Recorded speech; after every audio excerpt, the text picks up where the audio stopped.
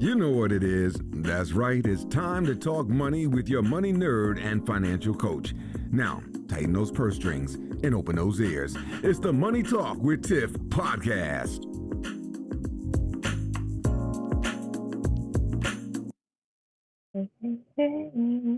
Hello, Hey, darling. how are you? I'm doing great. This is so cool. This is like Twitter's version of Clubhouse. Clubhouse. I was about to call it Mhm. Chalk Space. I don't know where I get that from. Hey guys. Hey. So I got a little spoiler, which I'll go over it in a minute after the rest of the speakers and stuff get here. But we're gonna be talking about books today. We're gonna have our own little book club because the misconception is Black people don't read, but all of us have favorite personal finance. We'll be doing that tonight. I love it. I'm trying to look at the thread and talk to you at the same time. Is it gonna let me do that? Yeah. Jump in if you have any personal finance books once we get started. I'm liking all of the ones that I have. So that I Hey everybody. Hello. How you feeling? Good. Who's that speaking? Sorry, I'm Markia. Hi. Yes, I know who you are. I just didn't see the speaker.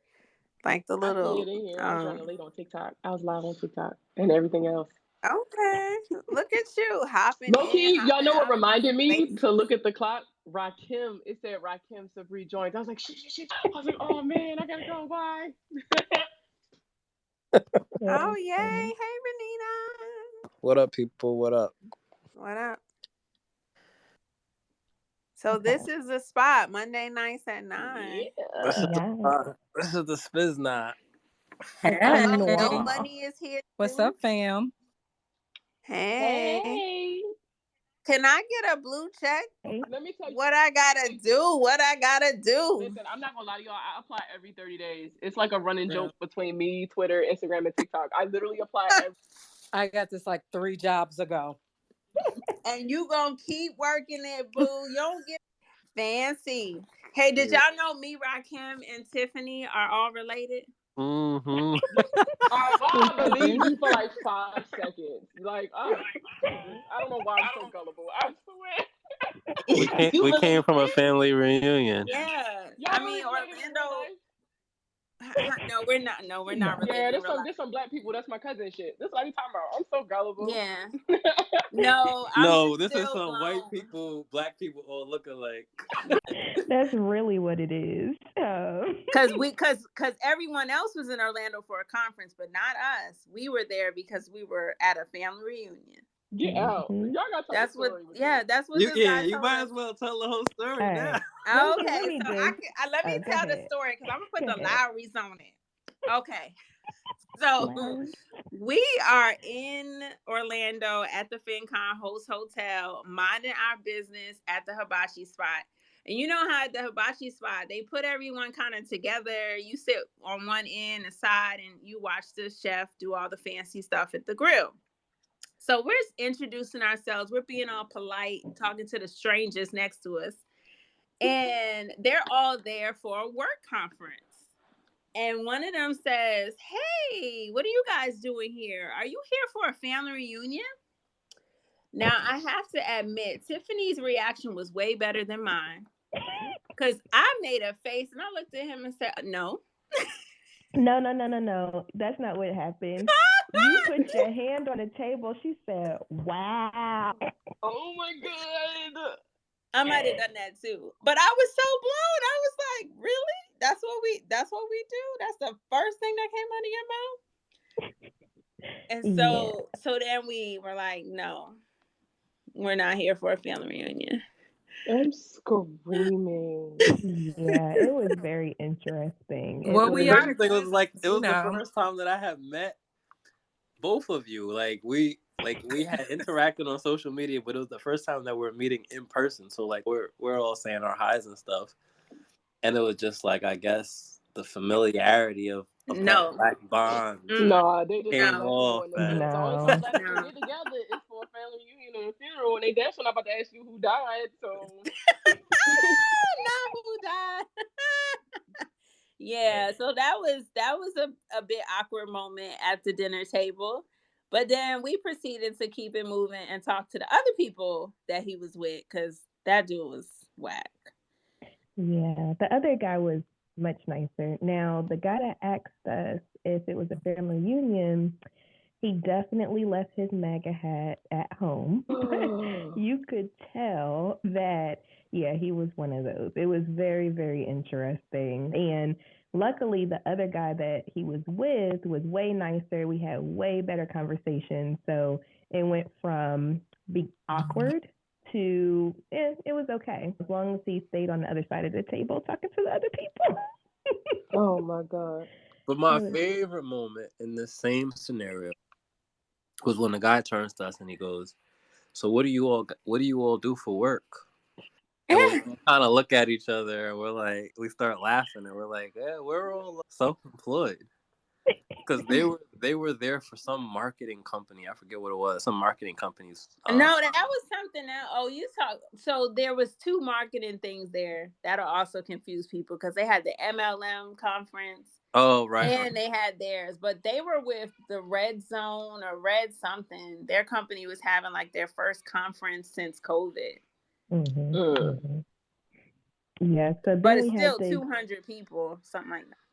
Right, and then we had to explain, like, yeah, so actually we work for ourselves and we have personal finance conference, and we're here for a personal finance conference, and just trying to explain that whole thing after the whole, are we there for a family reunion? And so it was interesting to see how the whole dynamic changed, because I guess they wasn't expecting that we were business owners and there for a conference. So it kind of changed the whole dynamic.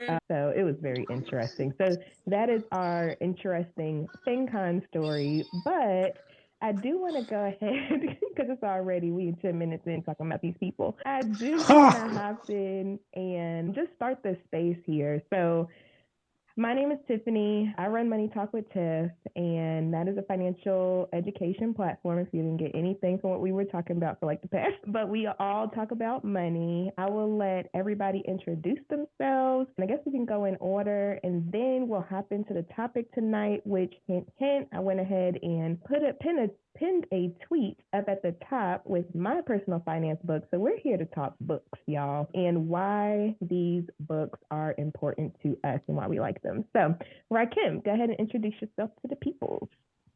Rahkim Sabree. I cover financial trauma and financial empowerment for people who look like me. That's it. Y'all know who I am.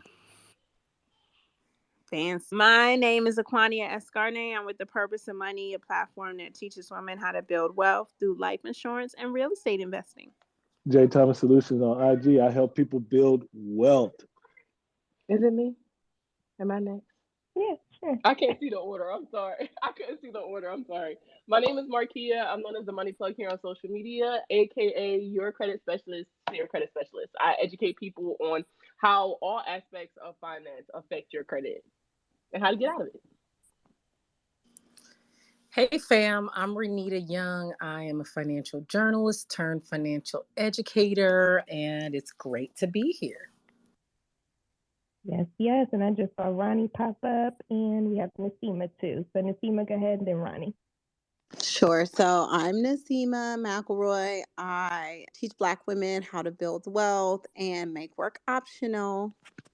What's going on, family? My name is Ronnie Good. I'm a CPA. I help business owners and investors leverage the tax code in order to build wealth. Hopefully everybody's doing good. Yes, yes. So as you can see, we have a whole panel. I guess that's what we call this in the spaces. Speakers, what we call it? We have a whole situation up here where you are you are listening to people that are trying to help other people that look like us with their money situations, regardless of where you're at. We got people that are up here building wealth. We have people up here that just teach personal finance, people that get into trauma, people that get into credit, just all types of stuff, accounting, like we have the gamut. So we like to do this space every Monday at 9 p.m. And it's just a space for us to get together and just have some Black money talk. It's very informal. We just shoot the breeze with whatever it is that we're talking about that day. So for today, we thought that it was interesting. Oh, hold on. Wait. We got a new addition. Steve, do you want to introduce yourself to the people? I was definitely about to send him a DM. You can't hop to the speaker deck and not he on the treadmill. I was trying to kick it until you was done introducing people. But yeah, I'm Stephen Hughes. I'm a financial therapist and Reiki master teacher, helping Black people get to the root of their money challenges so they can live the lives they need to. But I'm definitely with this book conversation, and that's why I jumped up here. I know you've been asking me like, yo, are you just going to stay in the audience the whole time, Tiffany? And so here I go. Yes, I'm glad we could bring you up to the speaker section this week with the book conversation. I'm super excited about that. So let's just go ahead and get this started. I pinned a tweet at the top, which were some of my personal finance books, some of the ones that I love and over the years have helped me on my personal finance journey. So I guess we can just hop right in. I guess I'll do one book, and then whoever wants to do another book, and we could just have a roundtable discussion about these books. If you read it, what were your takeaways, what you didn't like about the book, and we can just do it like that. So I'll start off. The one book that really changed my perspective on me was Your Money or Your Life. And here's why. Because in the book, she makes it a point, and Vicki Robin is the one who wrote the book, and she is actually the godmother, grandmother, whatever you want to call it, of the FIRE movement. She actually kind of started the FIRE movement. And what she makes clear in the book is that your money is tied to your time. And I think that's so important. So one of her main points in there is that if you want to purchase something, let's say it's $20 and you make $10 an hour, that's 2 hours of your time that is gone, right? And so when you start looking at money in that way, you start changing your behaviors and changing how you think about it. So that's why I popped that up there as number one, because that was definitely life-changing for me. Anybody else want to share? I'll go. I like The Richest Man in Babylon. It's a mindset book more than it's a money book, but it's some of the reasons why it's my favorite is because it is a very simple read. So I actually listened to that book on Audible. I believe it's a quick read as well. It talks a lot about it talks a lot through, like, I'm losing the word that I want to use, but basically like example, like these exaggerated examples or analogies. And really the general idea that I took away from it, and it's been some years since I read the book, but was that anybody can get to a point where they can build some wealth for themselves so long as they prioritize self. So when I first started in the personal finance space as a financial educator, and someone would ask me, like, what's your number one piece of advice for other people trying to get started in their personal finances, I would always repeat the mantra, pay yourself first. And we hear that a million times. Well, The Richest Man in Babylon really hits home with that messaging, pay yourself first. And there's a section in the book where he says a piece of everything that you earn should be yours, like for later or something like that. And so if you haven't read it, if you haven't heard of it, I definitely recommend it. Like I said, it's a very quick, easy read and very impactful. Oh, that's good. My grandpa always said, pay yourself first. Don't prioritize to build people. They're going to get theirs, but pay yourself first. So I love that. I actually wrote that one down, so it could be next. I saw Camari pop in the room. So if you want to introduce yourself, and then I guess go ahead and give your book. What up, people? How's everybody today? Who am I? Camari Ellis, the finance rebel. I'm a tax accountant by day, financial educator at night. My book, it's a lot. Tiffany, your list is fire, by the way. Rahkim, Richest Man in Babylon, definitely one of my top 5. I like the phrase of make slaves out of your money. That's the one that really sticks with me from that book. But I'm going to go a little left. I'm going to say Atlas Shrugged is one of my personal favorite finance books. It's not truly personal finance, but it has a business, finance, economical bent on it. And it gets a lot of flack because it's kind of like the Republican Party's favorite playbook. But I think it's a great story, and you actually see a lot of it coming into real life right now with quiet quitting and with just a lot of people just being absent from the overall process, because a lot of people feel that their talents are not deserved, or not deserved. That's not what I mean. Their talents aren't appreciated. So I would say that was definitely a book that changed my outlook on things, and it really gave me a deeper perspective on the work that we do and the value that we bring with it. The title is Atlas Shrugged. Don't watch the movie. The movie sucked, but it's like a cult classic. It's got a cult like following. Okay, and you said Atlas Shrugged. Atlas Shrugged by Ayn Rand. Okay. Got it. I'm over here taking notes, y'all, so don't mind me. Jonathan, I see your hand is raised. Yeah, I took a look at your list. I think it was number 4, The Millionaire Next Door. That was my first one because it was eye-opening. Because in social media, everybody says millionaires do this, millionaires do that. But I was a big believer, and I'm still a big believer in data, stats, and figures. But I would enter into the conversation A Simple Path to Wealth by J.L. Collins. He also was in I guess you could say he was a little bit in the FIRE movement. But the thing about his book was, it's a very easy read. He talks about his story, but there were 3, maybe 4 things that dropped out. Number 1, he only invested in index funds on his way. Number 2, he saved religiously on, I think it was like, I believe he got up to over 50% of his income. Number 3, he pulled out the market when it actually bottomed because his stomach couldn't take it.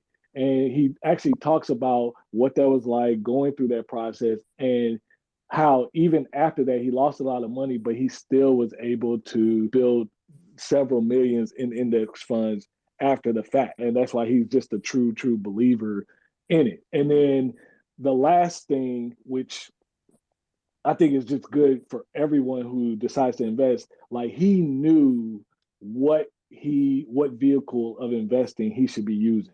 Meaning he talks a little bit about his real estate journey and how it bottomed out and how he just couldn't do well in real estate. But he was like, I got along, I understood index funds, and it worked for me. And he kept it very simple. I think he does like 2 or 3 funds, and that's all he does. Oh, that's good stuff, because that is so important. People think that they have to do everything, but really you don't. You just have to find what works for you and what works for your monies and your situation, and then go from there. Ronnie, you wanted to go? Yeah, so I got a ton of books actually, but the one that I want to speak on about personal finance is kind of a fire book, I think. It's called Quit Like a Millionaire. It's this couple called Christy Shin and Bryce Leung, Leung. I'm probably not pronouncing that correctly.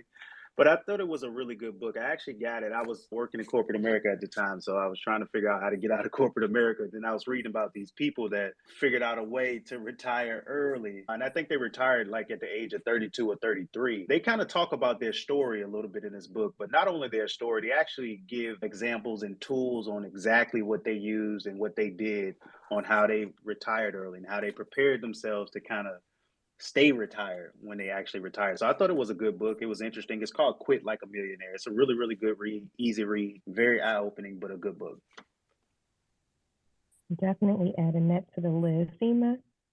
Yeah, I definitely want to say that is one of my favorite books and one I reference often, because they have like some really good tips as far as how to do dividend investing so that you can not have such a big cash cushion when you retire. Just all kinds of dope ass tips in there. And I go back in and listen to it if it's something that I want to tap in on. But I want to go a little bit more current. I do have my favorite top 10 book list on Instagram. If you guys want to check that out, I have it under my faves in my favorite things in my guides tab. But I want to say that Cashing Out by Rich and Regular is going to be like my must read personal finance book for Black millennials, Black people, period, because what has been missing in the personal finance space is the conversation around Black people in corporate America and how we're overlooked and underpaid, and why making work optional is super important for us. And it talks about like how to optimize your 9 to 5 so you can live the life that you want to live, and basically say F you. It's another way of like cashing out is a very politically correct way of saying F you to the system and pimping that job for what you needed to do and moving on and actually like living the life that you deserve without having to work in a place which chronically undervalues you. And so I really feel like every Black professional, any person coming out of college or coming into the workforce, this is something that they need to read. It is like, that's why I put it as like my number one personal finance book, because I feel like it is that pivotal for the personal finance space. Regular. I'm definitely, that is already on my list. I don't even have to add it. But thank you so much for bringing that up, because I love what you said there. America, and I just said this, I was speaking earlier to a group, and America was made for businesses. It was made for businesses. It wasn't made for individuals. And so any way you can make a business, whether you decide to stay at your 9 to 5 or don't, we talked about that last week, it's made for businesses. So any way you can possibly see yourself having a business is in your best interest. Now, I know Way had requested speaker, so I just wanted to shoot over to you real quick, and then I saw Steven's hand raised. No, thanks so much. A great space as always. Everybody follow everybody. I'm gonna be out of here soon, but everybody follow everybody. So many bright minds. What I've been reading, and I got my Series 6, studying from my CFP. I'm a financial advisor. So I've been just reading the Dictionary of Business Terms and Economic Terms by Barron's Business Guide, right? So a lot of the stuff, you'll see stuff and we'll get intimidated because we don't know the language.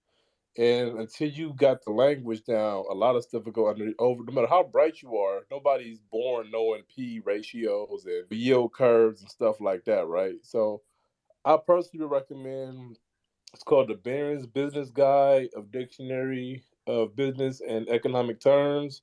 It's like 8,000 definitions. There's no stories. There's no parables or none of that. It's a straight finance dictionary, but I recommend everybody get that on their nightstand. So when you're going through stuff for these great recommendations in the book list, if you don't know it, you can just pull to the dictionary, the business dictionary, and you know exactly what they're talking about and keep reading. Ooh, I like that. Come on, resources. No, that is awesome. Because I know when I first started my newsletter, I used to do a Wednesday word of the week where I highlighted a word and just did a definition and why it's important. Because having that just baseline information can help you in so many ways. People can't talk around you at that point. And see, that is one thing in our community that happens a lot. People throw terminology and stuff out there, and if we don't know what they're talking about, we're just like, oh, yeah, yeah. And it could be the worst decision ever, but we don't know what we don't know. So thank you so much for bringing that up. That's good. I wrote that one down for sure. Steven, did you want to say what book you want to put up?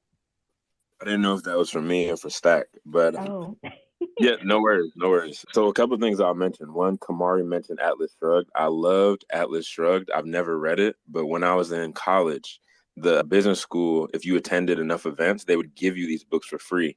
And they gave me Atlas Shrugged, and I sold it back at the end of the semester for $90. And I was like, thank you. I was so happy about that book. And then for Rahkim mentioned Richest Man in Babylon, and I think that was the first book, like the first money book that I actually finished from cover to cover.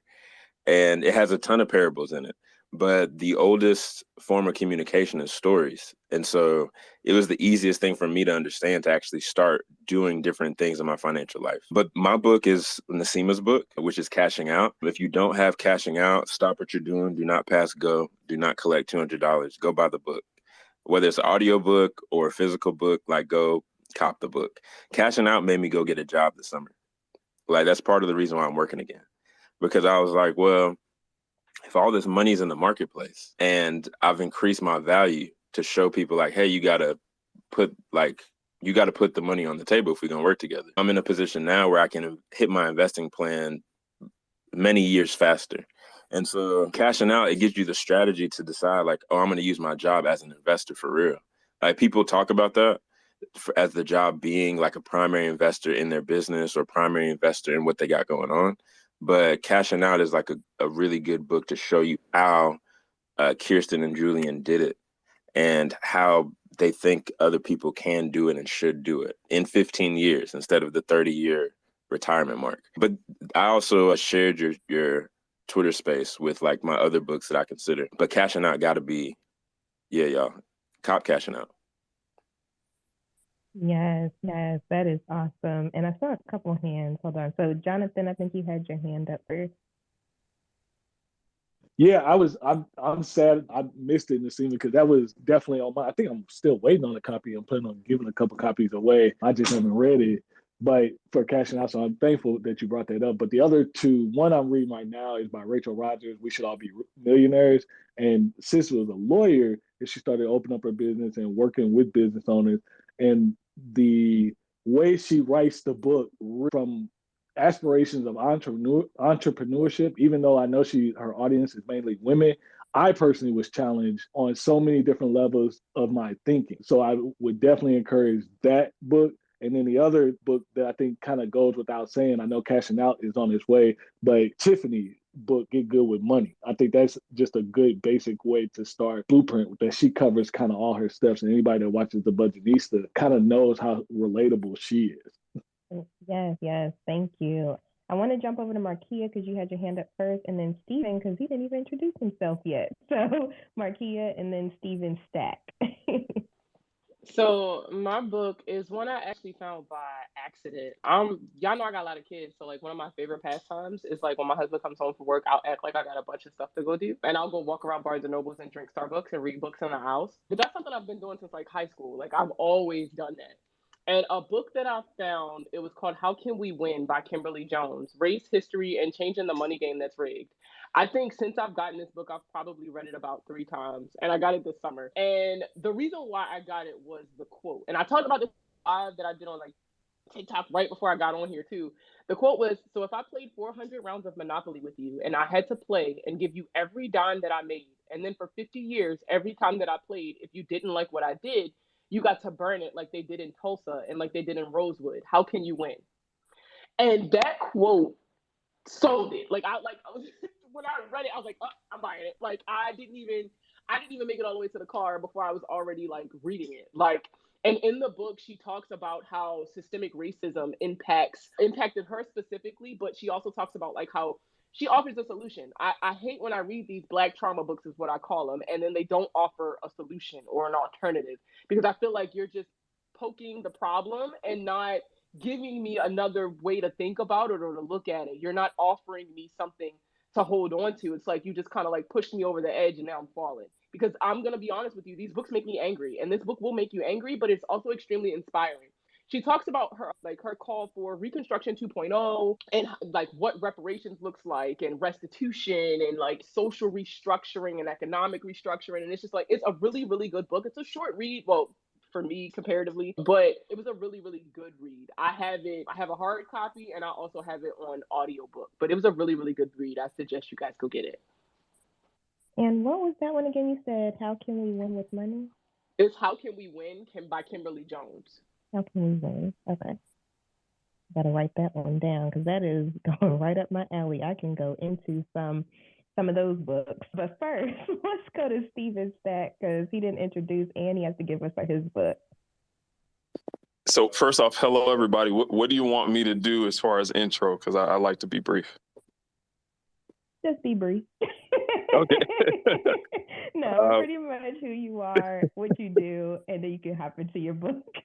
Gotcha. My name is Steven Stack. I actually know the other Steven that's on this call, Hughes, so y'all can just call me Stack to differentiate us, which that's what we did back in the day coming up. The short story is I do financial consulting, helping people, especially those that look like me, but obviously I'll help anybody to be able to build wealth using the very things that I did to become a millionaire at age 31. So as far as books, and by the way, I hope we're keeping like a running list of all of these books because I will literally read all of them that I haven't read already. I'm trying. Honestly, Stack, I'm trying. My little hands is writing, but but I this have is a thread recorded, going. so I have a thread going, and every time you guys mention a book, I tag you, and then I tag an Amazon link with the book. Got you. So look at you go. Good. I like it. Hopefully this wasn't mentioned already, but the most transformative money book for me was a book called The Color of Money by Mirza Baradaran, which I actually got a chance to talk with the author as well. But it really takes, and it's like the history of the Black banks and the racial wealth gap. And it really walks through from like just money stuff for Black people and America from slavery all the way up to like 2017. And if you're unsure about where we have been financially, it is a phenomenally comprehensive read on the topic. When I read it, and this is some years back, first off, it pissed me off, but it was also inspiring to see the incredible amount of resiliency of those that came before me and all the things that they had done to try to advance in the face of so much opposition.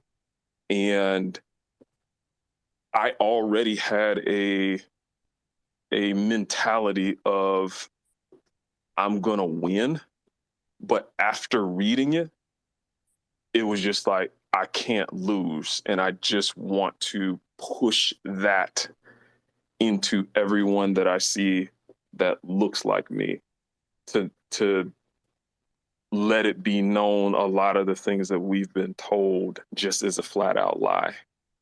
And let's go win. So that's one for me. Yes.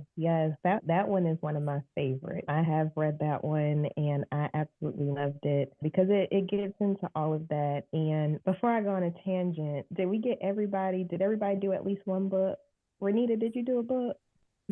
Maybe not. All right. Well, I'm going to go ahead and do another one real quick on that same vein. And that is Black Fortunes. Black Fortunes, I loved that book because for the same reasons you just said, Stack, it gives you, it goes over the stories of the first 5 millionaires out of slavery, okay? Because everybody always thinks it was just Madam C.J. Walker. It was not. There were other Black millionaires after slavery and everything, and that goes over the first 5 Black millionaires out of slavery. Now, I love that book because it changed my entire perspective because I'm just like, okay, I never went through slavery myself. I never went through slavery. And in my mind, I feel like that is way worse than what we have to deal with today. And if they can be resilient enough and be able to come out of slavery and become millionaires, I'm like, okay, so what's my excuse, right? What is my excuse at this point? Because if they were able to be in a situation where they weren't allowed to read, they weren't allowed to write, they weren't allowed to do a lot of the things that we take for granted today and still become millionaires. Now, granted, it goes over 5 and there might have been a few more too, but at the same time, I'm like, what's the difference between me and them? And so for me, that book was so empowering to me. And I looked at life completely different. And especially because I run in a lot of circles where it's all about Black power and Black empowerment and things like that. And a lot of times running in those groups, a lot of people start playing the victim. Honestly, I'm going to just be real. A lot of people are like, oh, well, the man is keeping us down and so on and so forth. And yes, there are certain situations like that. But at the same time, we can learn how to play the game and get around it, just like they did out of slavery. So I'm like, that book right there, it really changed my perspective on a lot of things and made me want to go harder, honestly. So Camari, I saw your hand first. Yeah, Tiffany, what was your favorite character in that book? I love that book as well. Oh gosh, now you're making me, because it's been a minute since I read it. Let me see. I'm trying to think back to the stories. I want to say, you know what? Don't even get me the line. I'm not even Don't even get me to lying because it's been a minute since I read it. But I will say each story had a certain lesson that I learned from each one. No like, doubt. of course, oh, go ahead. No, I just said no doubt. I'm sorry. Of course, they went over Madam C.J. Walker. And of course, what I learned from her story, because that's the most popular story, so I remember it vividly, is that she had other people selling her products for her, as well as doing it on her own. So she was like one of the first people to do like I'm not going to say MLM because it's not, that's kind of discounting it. But she was like, look, I can do your hair for free. She did their hair. She was like, oh, I'm using my product. And then she's like, this product worked for you. Do you want to go ahead and sell this product? And so she started building a team around that. And so what that taught me is sometimes you can't do it alone. Most of the time you can't do it alone. And it's good to have people around you that can help you out. And so and that was one of the lessons that I enjoyed from her story. But anyway, go ahead. No. I get excited every time I talk about that book. I love it so much for the same reasons that you mentioned, because I run in a lot of Black Power, Pan-African type circles. And yes, we tend to get down on ourselves. We tend to basically feel like there's no way out. And it's just like that. You have all this knowledge, but you can't figure out anything else. But enough of that. I would say Robert Church was a big one of my favorites. The man bailed out Memphis. Like, you got a black man that basically bailed out a whole major city that nobody ever talks about. That was a big one. And then he also, Robert Church again, also helped to fund a major movement from Memphis to Oklahoma and Black Wall Street over there in Greenwood. So that was another big one. But I guess I also love that book because there's a lot of stories about Philadelphia in that book, from the bus company that hired the white stockbrokers. They were just outside of the city. And the lady that moved to Harlem, she was originally from Philadelphia. So it was fascinating for me. Fascinating. Philly always make it about Philly. Always. That's right. That's right. But you know what? I definitely agree because I read that book and like I never stopped to think like who was my favorite. But like thinking about it, I definitely think O.W. Gurley was probably one of my favorite stories. In that normally when we talk about buying back the block and creating these communities, all you hear about people is talk about, I'm gonna build these homes, I'm gonna build these homes, I'm gonna build these homes. But in order for a community to be entirely self-sufficient, it needs other things like a supermarket, it needs a hospital, a police department, and stuff like that. And so like when he had bought his land and was like separating it between commercial and personal and residential, I'm sorry. So he was like separating it into that. Like he was taking his land and pretty much helping to build that self-sufficiency that we are all seeking.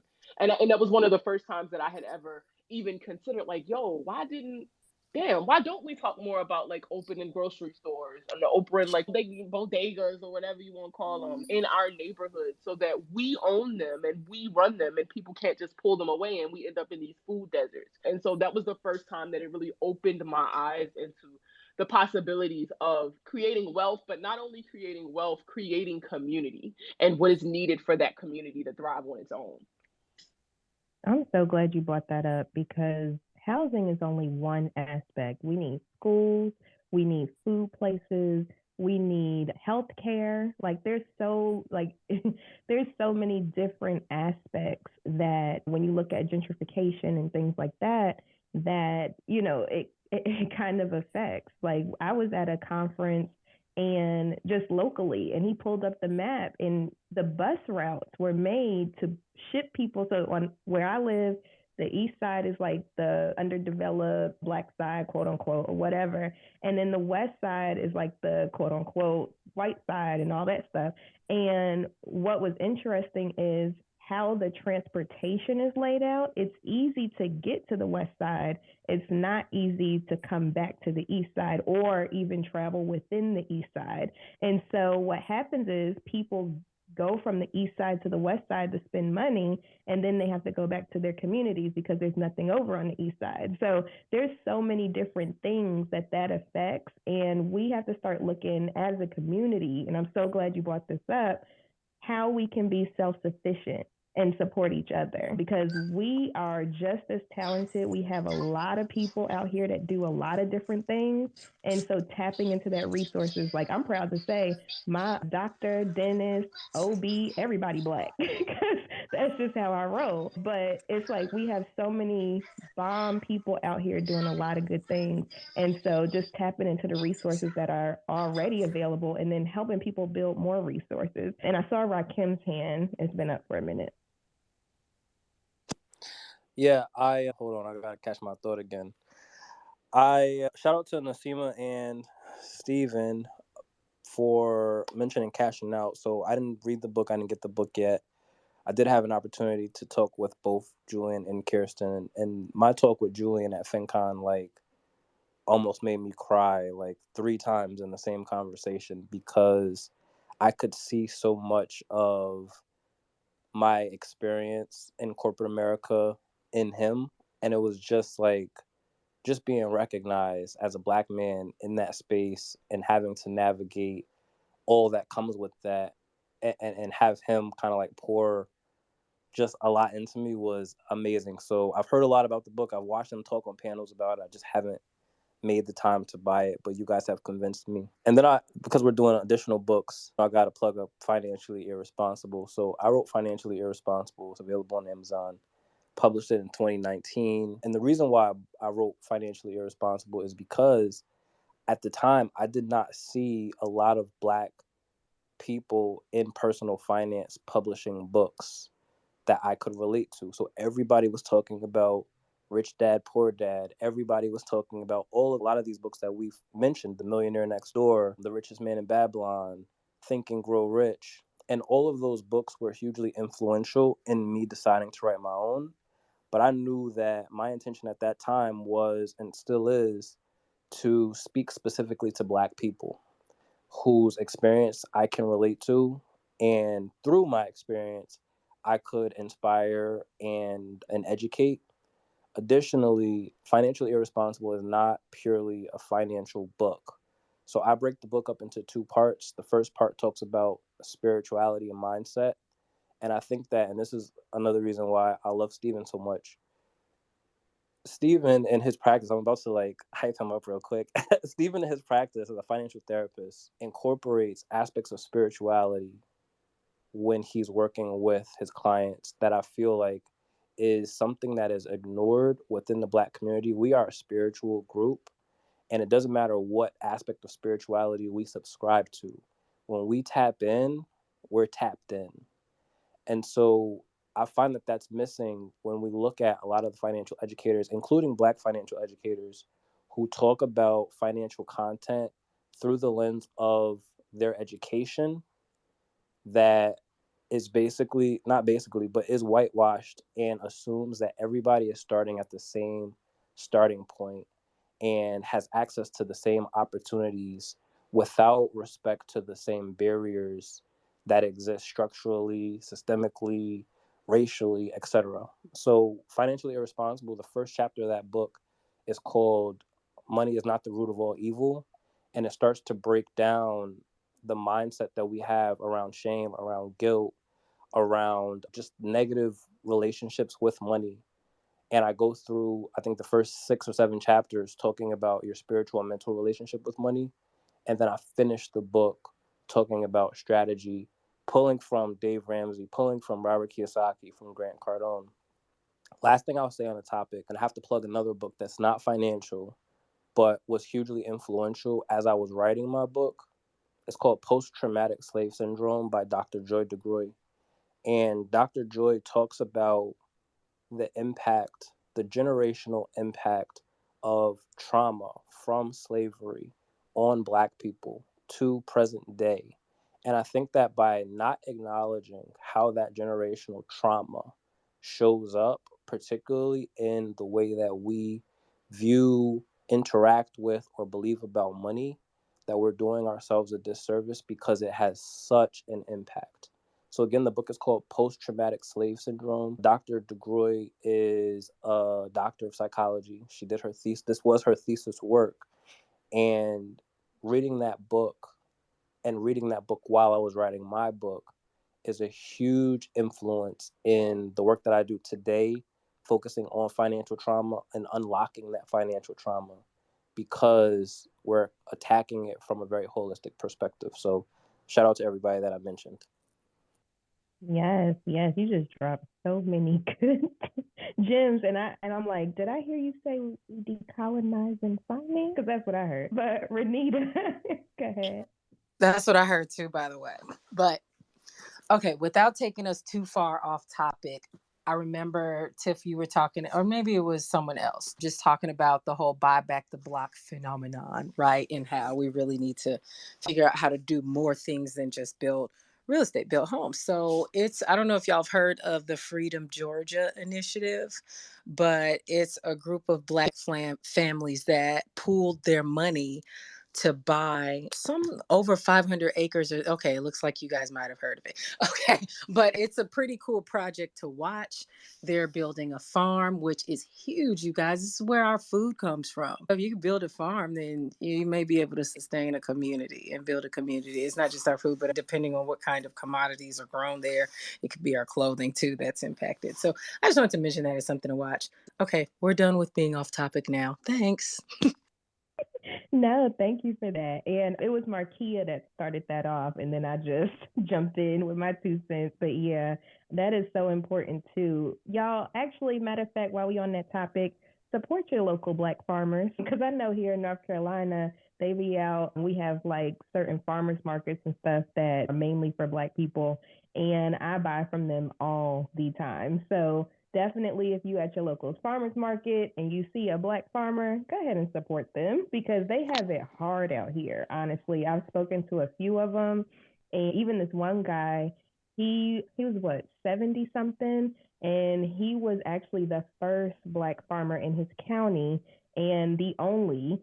And he got a lot of flack about that, but he overcame that, and he is now over the land and water use or something like that. He's in an elected office. So I was like, that is so dope. But yes, support your Black farmers. I don't know whose hand was Wait, raised I just wanted first. to comment on that real quick. Mhm. I grow food, so I started growing fruits and veggies in my backyard. For those of you who don't know, I've homeschooled my kids for about 3 years. And one of our projects, it started as a self-love project and kind of grew into us actually like having, like, we used to call it a mini farm out back. And I used to buy all my seeds from this Black-owned farm in Houston called Ivy Leaf Farms. I don't know if anybody's in Texas, but I even had the opportunity to travel there. And sometimes they have events and stuff on the farm. Like, I got like a Carhartt coveralls. Y'all can't tell me nothing when I wear my Carhartts and my little pineapple boots and I go out my garden. Like, I got my coveralls from them, all my supplies, all my tips. Like, there are more ways to support Black farmers than just by buying their food. You can buy seeds from them, share their stuff, put people onto their stuff. But it takes nothing to just recommend. So that's one farm that I definitely want to highlight, because all the way in Virginia, they've been helping me with growing food for my family here. So I definitely wanted to point that out if anybody was interested in that. Yo, Markia, I'm so sorry to jump in, but if you didn't know, since you are already growing food, there are government grants that you can get, and you can get that land declared a farm. So I did a whole episode on it, and any of you who grow things as well, there are ways that, you'd be surprised how much money is out there for the agriculture business and for trying to get Black folks and women involved. And good person in our community who gave one of our big idea speeches, Sharita Humphrey. She and her husband are in the process of buying a farm, and she's been using or showing some of her process like on Twitter and on LinkedIn. So definitely look her up. And then it's a Black woman named Dr. Tammy Gray Steele, who is, I forget the name of the organization, but she's huge in the farming community. And Ivy Leaf Farm may or may not be one of her community. It sounds like it might be one of her possible farms or one she may be affiliated with. I'm not 100% sure, but those are good folks to follow. Yes, come through with the grants. If you have a link, please let me know, because I do have a backyard and I will start a farm. Don't try me. No, but Camari. My bad. I'm over here. I was so inspired by your thread, Tiffany. I started one of my own. But what I was going to say was piggybacking off of what you said, talking about supporting Black farmers. We're talking about books, personal finance books. So also please support our Black-owned bookstores in our respective cities as well. Ooh, good point. Good point. You know what? I don't know. That would be a good something to put together because, like, I don't even know if there's any Black bookstores where I live. Well, I'm afraid to ask where you are, but I'm in Greensboro, North Carolina. Where do you think I was? I was getting DC, DMV vibes, but I wasn't sure. Oh, okay. Well, I'm glad that I'm cool like that. But no, I'm in good old North Carolina. All right, back to the soil. I'm with it. Right. But I'm from Philly, so I guess I'm kind of spoiled because we have several Black books. And years ago, I had the honor and privilege of helping a Black bookstore, the first Black-owned bookstore in Philadelphia. Stores are something that's near and dear to my heart. That is awesome. That is awesome. Yeah, now you're gonna have to make me ex Facebook because that's usually where I go to get all my local information. I'm at the ex Facebook. Like, what is the closest Black bookstore to where I live? Because that is an interesting question. If there isn't one, maybe this is something I need to do. So thank you for bringing that up. I want to shoot over to Jonathan and then Stephen. Yeah, ultimately, there's two things that came up while you guys were speaking. One, we have Black banks. We have pretty much African American people in every space. But the thing that kind of rang true, Markia, that when you were speaking was the Black dollar only circulates about 6 hours in the African American community. In Jewish community, it's about 20 days. In Asian community, it's about 30 days. And so when you talk about that community aspect, we have two huge challenges, right? From a support aspect, but also I think just me and business owners that I've worked with and just watching how we do business, we have to be willing to improve our business's quality to compete. Because no, I don't want to go when I go buy Julian's book, I'm not asking him for a discount, which who has not gotten that when you went in business? Do you have a discount? Do you have a friend fee, cousin fee? I met you on Facebook fee, whatever. But then also, as we do gain more resources, the due diligence is in order for us to prosper out, is we have to make our businesses more competitive from operations, sales. Like, it's just a due diligence. But I just thought about that dollar circulation thing as you were talking about the community. I thought that might be a good add nugget to include. And you know what, really quick, Stephen, before we hop to you. So honestly, Jonathan, that is something that I'm doing locally in my community because me and a couple of other of my entrepreneur friends, we got tired of hearing people say, oh, well, see, this is why I don't support Black businesses. And this is why da da da da da da da da. So we were like, okay, what can we do to be part of the solution? And so we're making a whole curriculum for Black and brown businesses on everything from soft skills to just all types of stuff. So that way they can go through the curriculum. We can say, okay, we vouch for these businesses because they've gone through our curriculum, and we can feel comfortable in referring them out and stuff like that. So we saw that issue come up. Now, I'm not one of those. I support my people because my other thing is, how many times have McDonald's and Walmart and all of them messed up, but you still go? But we were like, okay, let's see how we can be the solution to this. And so that's what we started in our local community. And we're actually rolling out currently. We just got hired by an organization to start rolling out. So it's like, if you see stuff like that, you can start local. You can start small and say, you know what, okay, let me put on a business seminar. Let me put on a business workshop so I can teach some of these maybe soft skills or whatever. So that way you can be the change and you can improve other small businesses. So that's what we're doing locally. Feel free, y'all, to take that idea and roll it out wherever you want. But it's much needed. And a lot of times, even when you look at these small business incubators and stuff, it's still not made for us. And I can go on a whole tangent about that.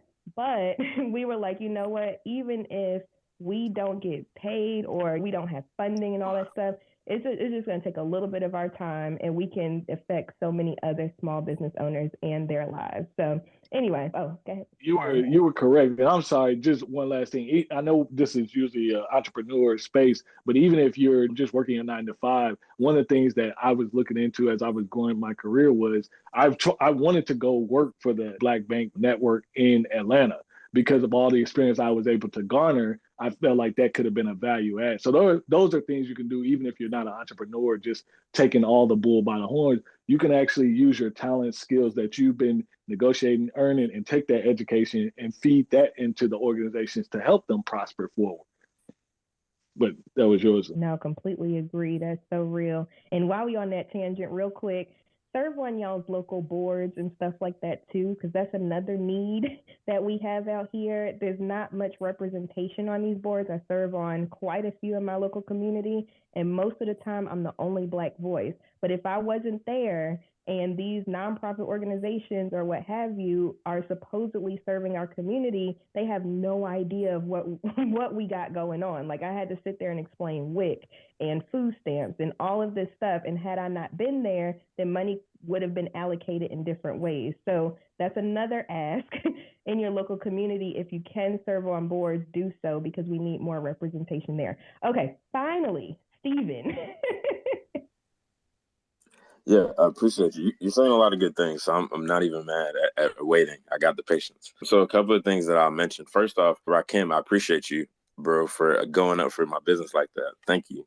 And letting the people them know what time it is when it comes to money and spirituality and psychology. Just, we could talk about that all day. Another thing I'll mention real quick. So Jonathan talked about the dollar bouncing into a Black neighborhood 6 times or 6 hours. I can't remember what the quote used to be, but Dr. Jared Ball, like, he's done a good bit of work to like show people that this is something that was made up. Like it's nothing that is able to be proven or to say like this is actually happening in Black neighborhoods or Asian neighborhoods or any of that sort. And I mention it because that's something that I used to say as well.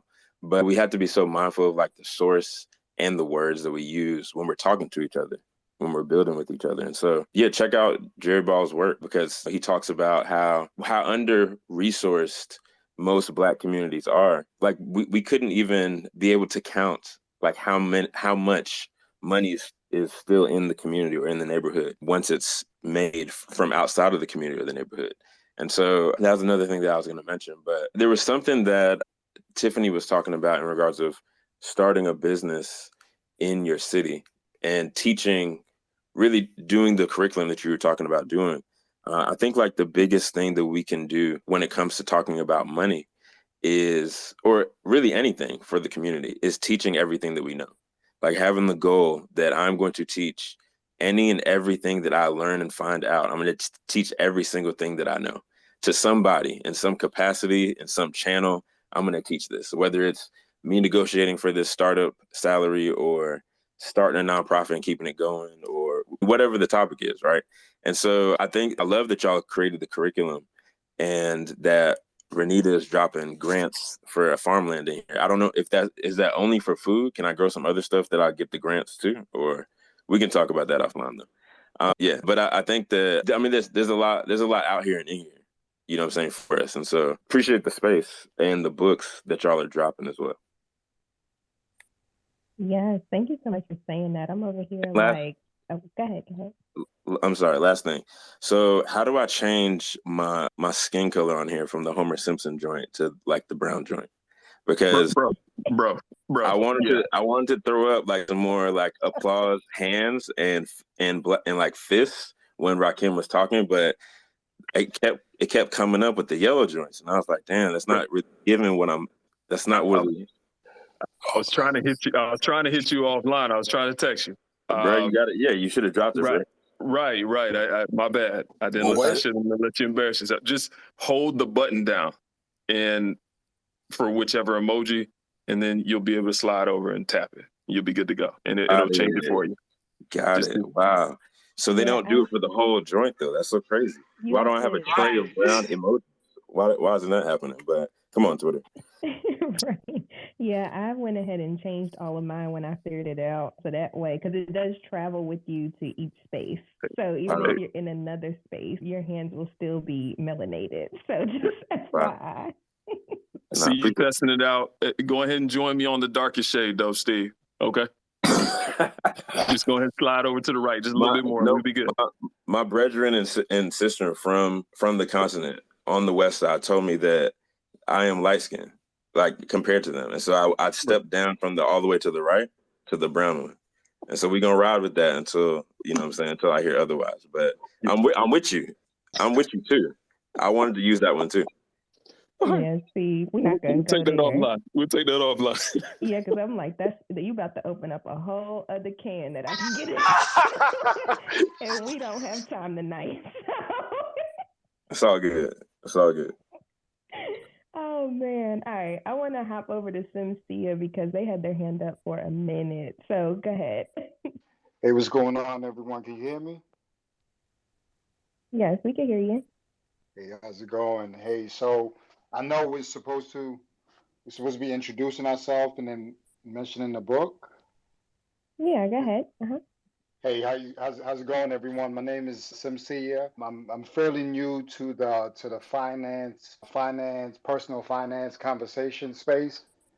And a lot of my experience is rooted in my personal experience with personal finance and not really so much as being a practitioner or operating at the advising capacity. There are a couple of books that I've come across that have been pivotal in really me understanding the American financial system. I'm not sure if anyone's already mentioned this book. It's a book by Dorothy Brown from Emory University, The Whiteness of Wealth. She's a tax law professor who was previously a tax attorney, who pretty much breaks down how the tax system was designed to benefit a lot of the wealthy white people of the past. And so she really breaks down various different instances in the tax law and how they were discriminatory in the past. And so I think that is really good for anyone to really understand. It's not really a book that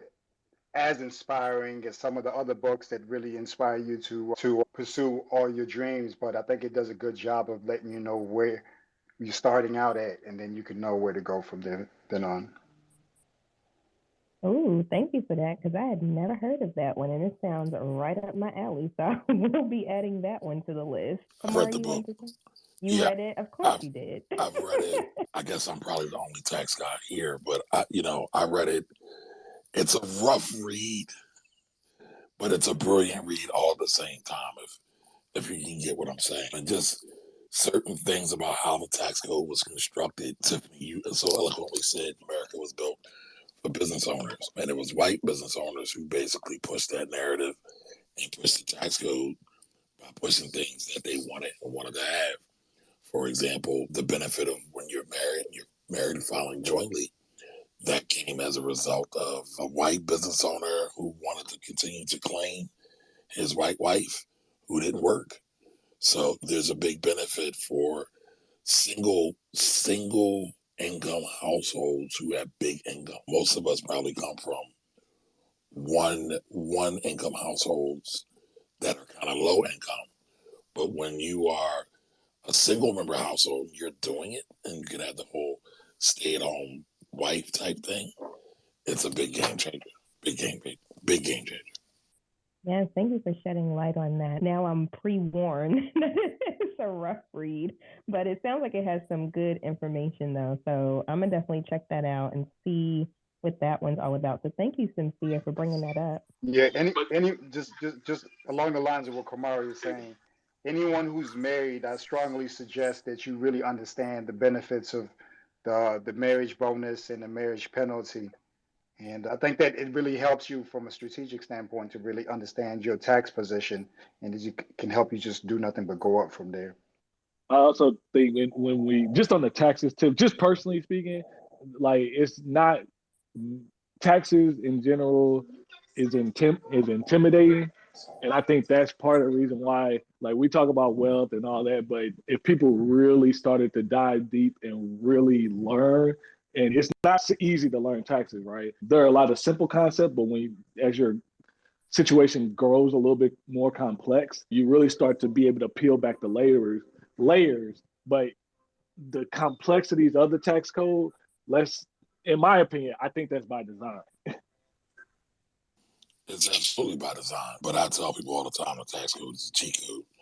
And so if you can figure out how to manipulate and leverage the tax code, you can use it to absolutely build wealth. And I wish more of us, as you said, Jonathan, would really get into it from a, what can I say, from a real place, not from a gotcha or get rich type place that we see so much on social media. But definitely a good thing.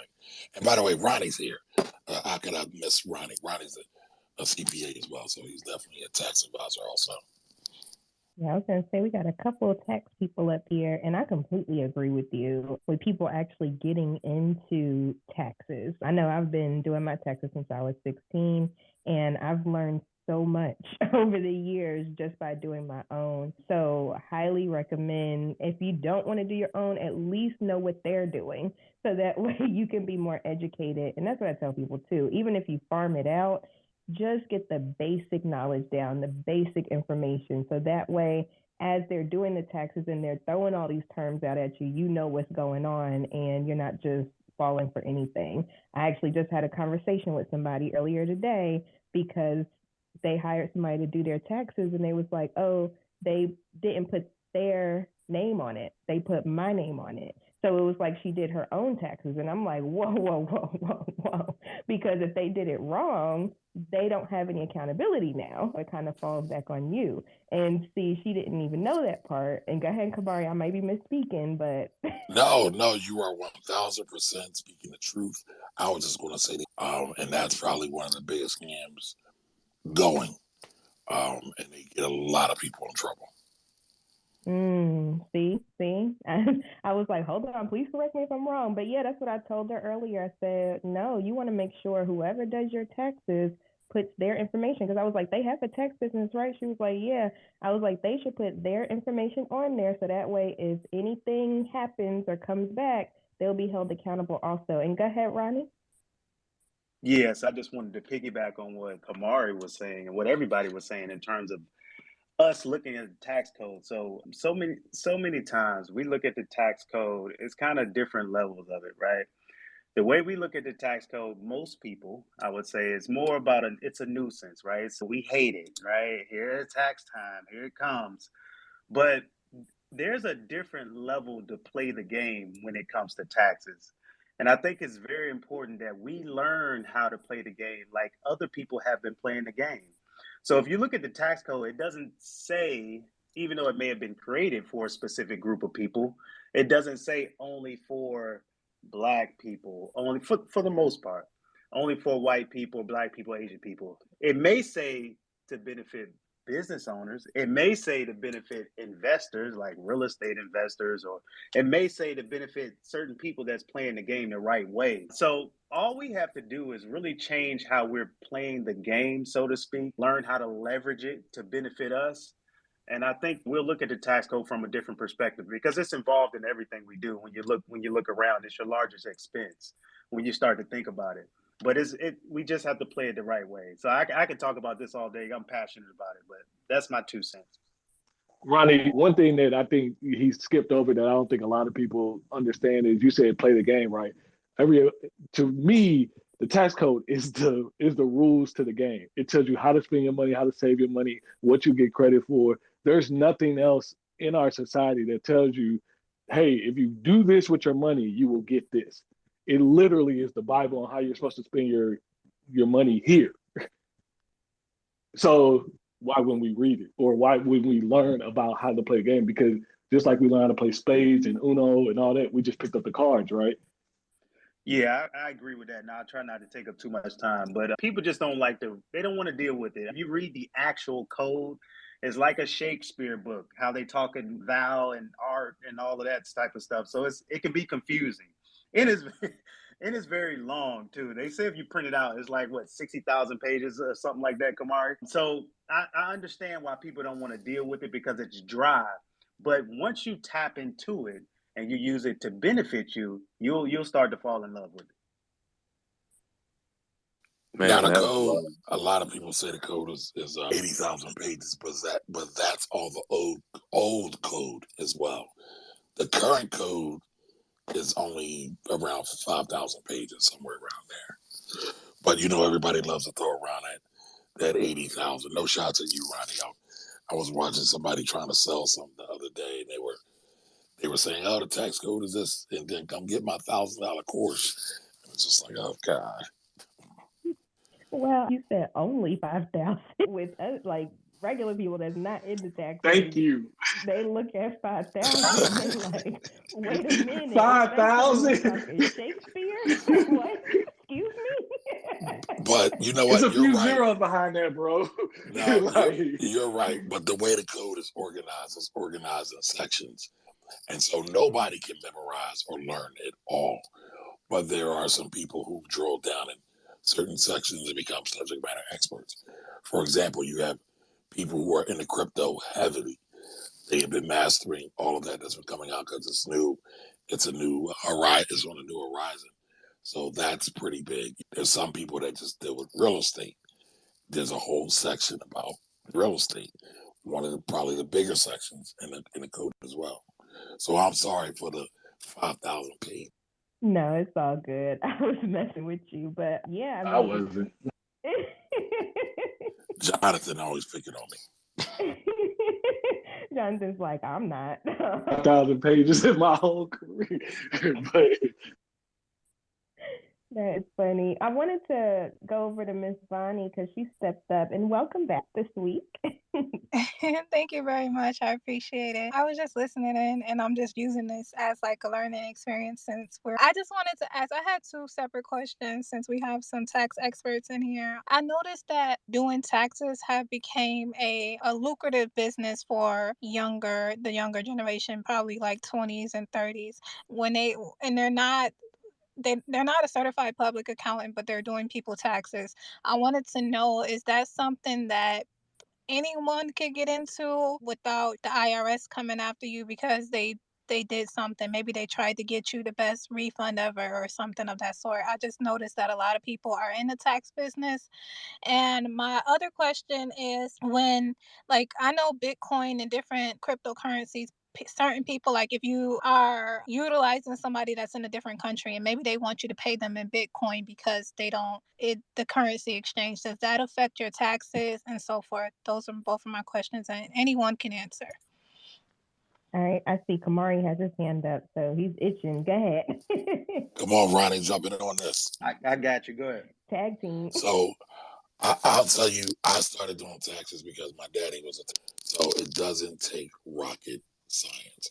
I do feel it takes a high level of integrity, though, or it should take a high level of integrity, because yes, the tax system is an honor system, and some people take advantage of it.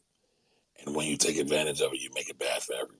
For example, a lot of people will tout that they get the biggest refund, but they're filing false things, lying on their tax returns. And if you are prepared and you get caught by the IRS will come down and audit a lot of your clients to see who all was enriched by your criminal activities. And there's a lot of cases like that. I actually love to cover them on my YouTube channel because they're actually fascinating. But yes, it can be a great way to make money, though, right? So you can do good and do well all at the same time in this business. And there's nothing wrong with making money, right? So be clear. There's nothing wrong with making money. I just believe we can all make money and be highly integral and show great levels of character by doing it. But sadly, the culture, I'm not going to say the culture, some people in the culture don't believe the same way I do. Regarding Bitcoin and paying other people in other areas, that can be a little bit tricky. But if you're paying for a business, that can still be used as an expense. But you got to be tricky because sometimes when you pay people in Bitcoin, it could potentially become a tax scenario because you're kind of selling an asset. Not kind of, you are selling an asset to then pay it. So you got to potentially account for that on your tax return as well. Come on, Ronnie. Kamari, real quick before Ronnie jumps in, can you talk about the difference between using an asset as payment and just normal forms of payment, just in case from an education gap? Say that one more time for me, Jonathan. Doing what? Using it, like, what's the definition when you're paying using an asset? How different that is than if I just gave you physical money or use a credit card? So I don't want to go too philosophical. You already clown me on my 5,000 word tax code. But Bitcoin originally was built as a payment exchange, but it's morphed into glorified stocks that are on steroids right now. And so the IRS, the way that people have pumped it up, the IRS has classified it as an asset. And the way that the IRS deals with assets is that anytime there's a profit or loss, you're supposed to report it on your tax return. Bitcoin is an asset, a capital asset. So anytime you have potential gains or losses, you're supposed to report it on your tax returns, good, bad, or indifferent. So it can get a little bit tricky, especially if you're doing a lot of transactions. And just to give you an example, because I know this might sound a little out there, let's say you bought a Bitcoin for $1. You held it, then you use it to pay for something, but that Bitcoin now went to $2. So technically, you just made $1 off the Bitcoin, and you also bought a good or service.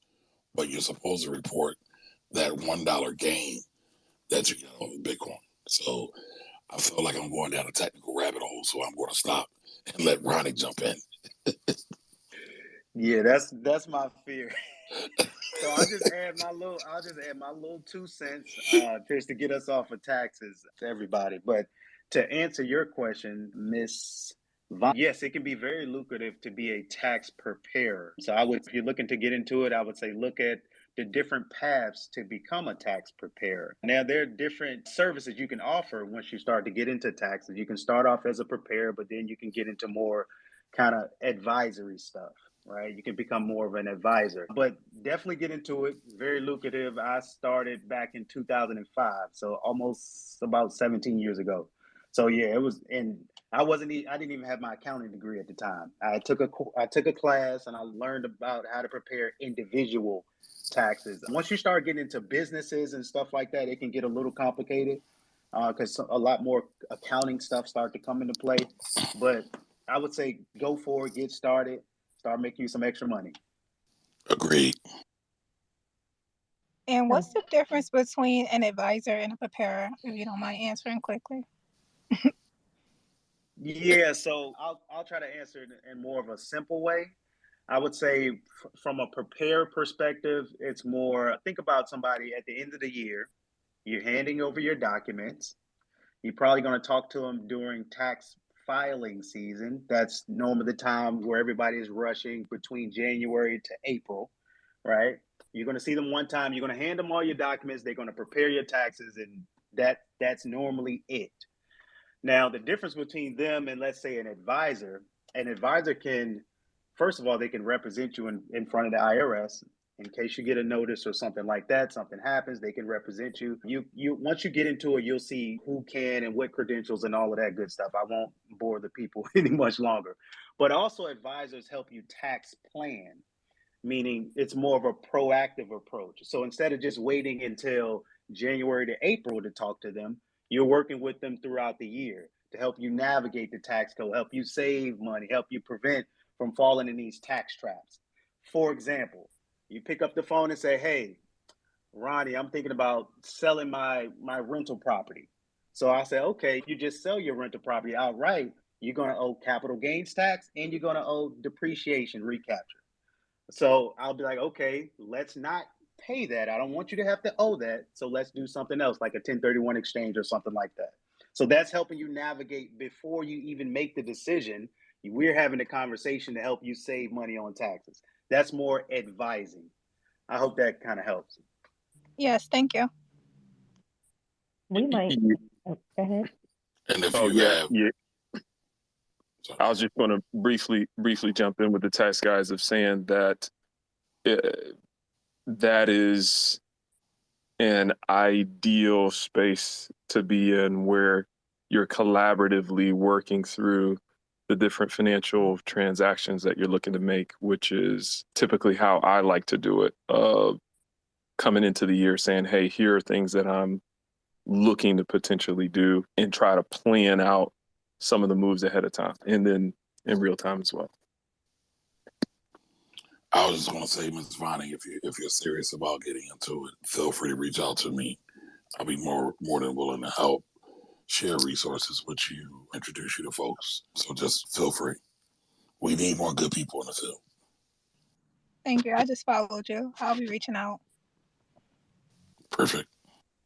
Yes. Come on, Black excellence. Talking about we need more people in the tax code, and we have a listener like I want to do it. And then we have the resources available. So this is awesome. Renita, you wanted to go? I did. I just wanted to ask, we have several authors in this room, right? So can you guys just like pub your book for us, whether or not you just wrote it? My name is Rahkim Sabree, and I'm talking about financial trauma. Knowing the whole Oh, spiel. please tell me you can do that as a short. Bro, I literally say his intro by heart. Like, wait a minute. I low-key know it too, Markia, but that's why I started that.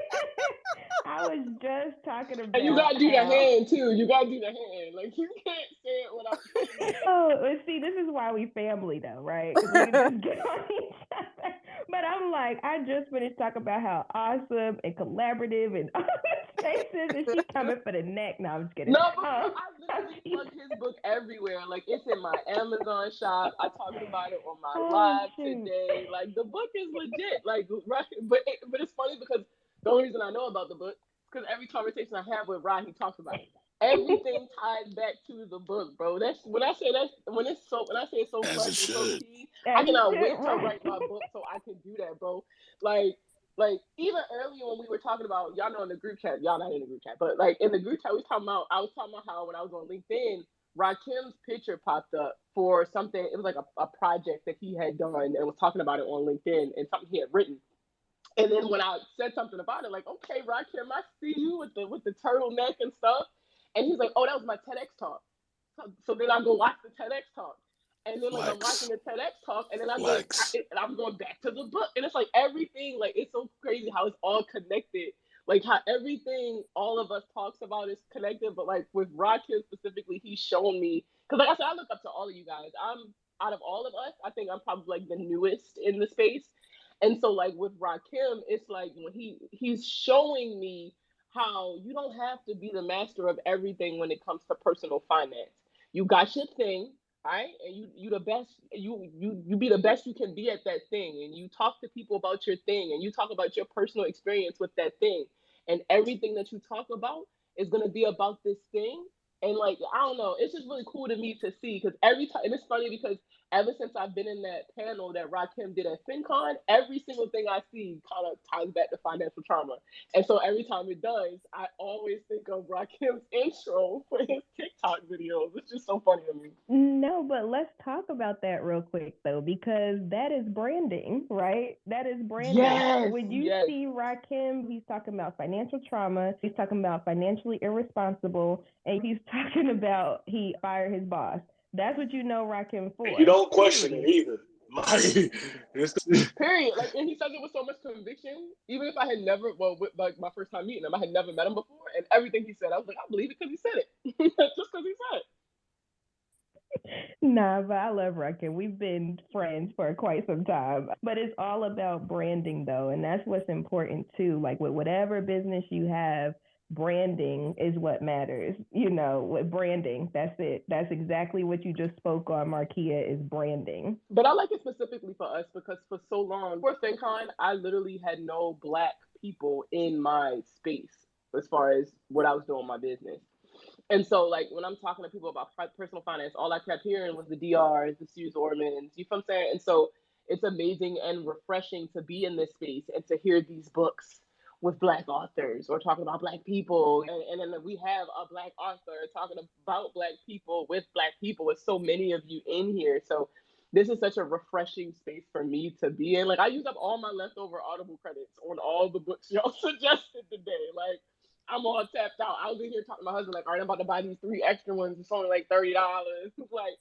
It's so refreshing to be here and to be able to reference all of your books and stuff when I'm having personal finance conversations, instead of having to reference Dave Ramsey and Stu Zorman and the Kiyosaki and all that stuff. So for those of you who have published books, keep going, keep pushing, keep talking about your books, keep posting about your books, because there are people like me out here who never knew you existed until you started speaking about your book. Oh, yes. That is so true. Thank you so much for bringing that up. And we're going to get to that because Renita teed it up. Then we got off on a tangent. We started laughing, just having a good time. So we're going to get to all of the authors in here. But really quick, I wanted to jump over to Jerry because he hopped up here to say something. So I want to acknowledge that first. Hey y'all, just happy to be here. Happy Monday to everyone in the space. And basically, like I just came along the space, and then just even seeing the brother Shamari just here, just like kicking it really just like kept me in. And I know you kind of just basically like just explain like just how like the game, like with the tax game, like it's easy, it's approachable enough that most people can get in, whether or not they have integrity intact. And me personally, like right now, like I'm just in the process of studying for the EA exam and just preparing myself for that. So really my main question to you is just what was that motivation that led you from, doing taxes as young as 12 to decide, let me get this EA, and how exactly are you just connecting to that in your work today? I just realized that was for me, Jerry. My apologies. But I might be the oldest one in the room. So when I say I was doing it since I was 12, like I'm in my 40s now. But I didn't always pursue taxes. I actually hated taxes because it was kind of linked to the way I spent time with my dad. And when my mom and my dad broke up, I always had to go to his office after school. And then I had to clean up and clean the bathroom and sweep up and do all kinds of stuff that was associated with work. And when you're a 9-10-year-old kid, that's not fun. That's not sexy. But and I think I kind of told this story before. I didn't realize I was being blessed. Even through my rebelliousness, I was being blessed because there's not a lot of Black young men who get to see business owners and professionals and people who are about the community day in and day out. So I was blessed to see all that. So I didn't take tax serious because I was a financial advisor. I was an institutional money manager or a Wall Street investor. First, it was my old boss said something to me. I said, I can't seem to get rid of my tax clients. They just won't leave me alone. He said to me, maybe that's God telling you this is the work you're supposed to do. And I think he was right because I always look at anything that I'm doing as a teaching opportunity. I think I have more of a teacher's heart than a quote unquote accountant's heart, so to speak. But in our community, the first line of defense when it comes to money, when it comes to finances or economics, is the tax professional. It's no one else. It's not the mortgage broker. Well, sometimes it's the mortgage broker, but usually it's the tax person. To get your mortgage, you need your taxes done. To get a car, you need your taxes done. And so I just use that now as a way to teach and say, through all these opportunities that I've had the privilege of being involved in, there's more to this than just doing your tax return. Like Ronnie was saying earlier, you got some people that just kind of do data entry when it comes to tax, and they don't understand the reason why certain things are and how it impacts. But if you can say, listen, if you do A, B, C, and D, which all are touched on your tax return, it'll make your life that much easier. So, and then to become an EA, to answer your question, I feel like I just went on a rant, so I'm sorry. But I became an EA because there were some other Black EAs. And EA stands for Enrolled Agent. A lot of people know about the CPA, and the way I like to compare them is I say CPAs are the kings and queens of accounting, and tax is a small piece of accounting. But enrolled agents are the kings and queens of tax because that's all they do is tax. So the enrolled agent is a certification governed and lorded over by the Internal Revenue Service. And so once you have your enrolled agent, you have the ability to represent taxpayers like Ronnie was talking about earlier. So there's basically only three people that can represent taxpayers with the IRS. That's a CPA, certified public accountant, a lawyer, or an enrolled agent. So it's only us three. So to answer your question, though, the reason why I did it, I said, I've been in this for a long time. I want to do more. I want to start being more, I want to be more representative of our people because it's a very white male dominated industry. And when you see tax pros, you never see the folks who are like, at least in our community, you never see the folks who are like really, really using their position as a ways to empower and teach. And I thought this would be a great way to do that. Sorry for the rant, y'all. No, that was awesome. Because actually, I'm going to be real. I was about to get into when I was like, oh, we could do a whole different thing on taxes. Because I was about to say, oh, maybe we should tell the people what an EA is. And then here goes Jerry. He's like, oh, I'm about to be an EA. And so now we have to get into that conversation anyway. So I'm glad that that was brought up. Thank you, Jerry, for your question. Hopefully that answered your questions. I just want to make sure your questions were answered. Yeah, I hope I. And Jerry, I did a video with another CPA kind of breaking down CPA versus EA because if you get in the wrong circles, they'll start to bash one another. I'm not really with any of that because I know a lot of dope CPAs. I know a lot of dope EAs. I know a lot of dope tax attorneys. I know some people who are what we call unenrolled tax pros who really take it seriously and do the damn thing. But I just come from a place that everybody should be respected. Can I say something really quickly? Yes, and I apologize, guys. This has turned into a little tax talk, but like, dang, y'all couldn't wait till next week. We supposed to be talking about books. No, I'm just kidding. Go ahead. 5,000 pages, man. 5,000 pages. Shakespeare. No, so I just want to say this really, really quickly. This is kind of not deep into the taxes, or accounting, but representation matters, man. It is so important. I'll just tell a little bit of my story quickly. What got me into accounting? So I was raised single parent household, all of that good stuff. First generation college student, first generation business owner, first generation, you name it. But I always said that I never had a mentor, but I did have people that poured into me for whatever reason. They must have saw something in me. But there was this professor when I was in the HBCU. His name is Bernard Bug. Shout out to him. And he kind of talked me into the accounting profession. He was kind of recruiting me, so to speak, saying that we need more people that look like us in the profession. So when you kind of look at accounting and specifically to the CPA, I think only currently 1% to 2% are Black. And what's funny is I actually did a webinar today it was a diversity webinar that talked about examining the career progression of Black public accountants.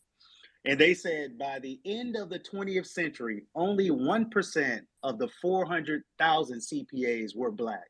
Now, that's at the end of the 20th century. Fast forward to today, 2022. Only 1% to 2% of CPAs are Black today. So we are very much so underrepresented in this arena. So that's part of why I'm passionate about kind of what I speak about. Added on top of the things what Camari is talking about in terms of us being the first line of defense and people come to us first.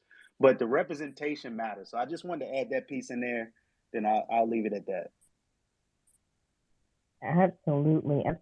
Thank you for adding that, though, because it's so important. Like, similar to your story, for instance, when I was in my MBA program, one of my only Black professors, he was like, Tiffany, you should look at being a professor. And I had never thought about that ever. But when he said that, I said, you know what? And he gave me some resources and stuff. And so now I'm a professor at a local university and I love it. But had it not been for someone that said, Tiffany, you should look into this, that was already doing it and looked like me, I probably wouldn't have taken it as seriously, honestly. But when he said that and he gave me his vote of confidence, he's like, you would love it, this, that, and the other. I was like, okay, let me dig a little deeper and see what this is about. So just to piggyback on that, representation matters. If you are in an industry that we're very few and far between in, please be that beacon of light for someone else because it's so important. And I saw Camari raise and then Markia. I just want to jump in real quick and piggyback off of Ronnie and Tiffany. Representation matters so much. And one of the things that makes me itch a little bit or has me a little scared is the amount of anti-college talk we have in our community. A lot of times I know people talk about college is a ripoff, which it is, but we never really talk about the cultural relevancy of college, where if we are not represented in certain spaces, we get trampled over, we get dogged out, we get raped, right? So, in those positions, oftentimes require college, whether it's a lawyer, a doctor, an accountant, an engineer. So, I would just challenge everybody just to think about that. And when you're having those conversations, yes, I know everybody shouldn't go to college or isn't built for college, but what about the kid who always gets overlooked and is really, really smart and should go to college? So think about that when we're having these conversations. I wasn't gonna comment on that, but actually, kind of happy you brought that up. So I'm one of those.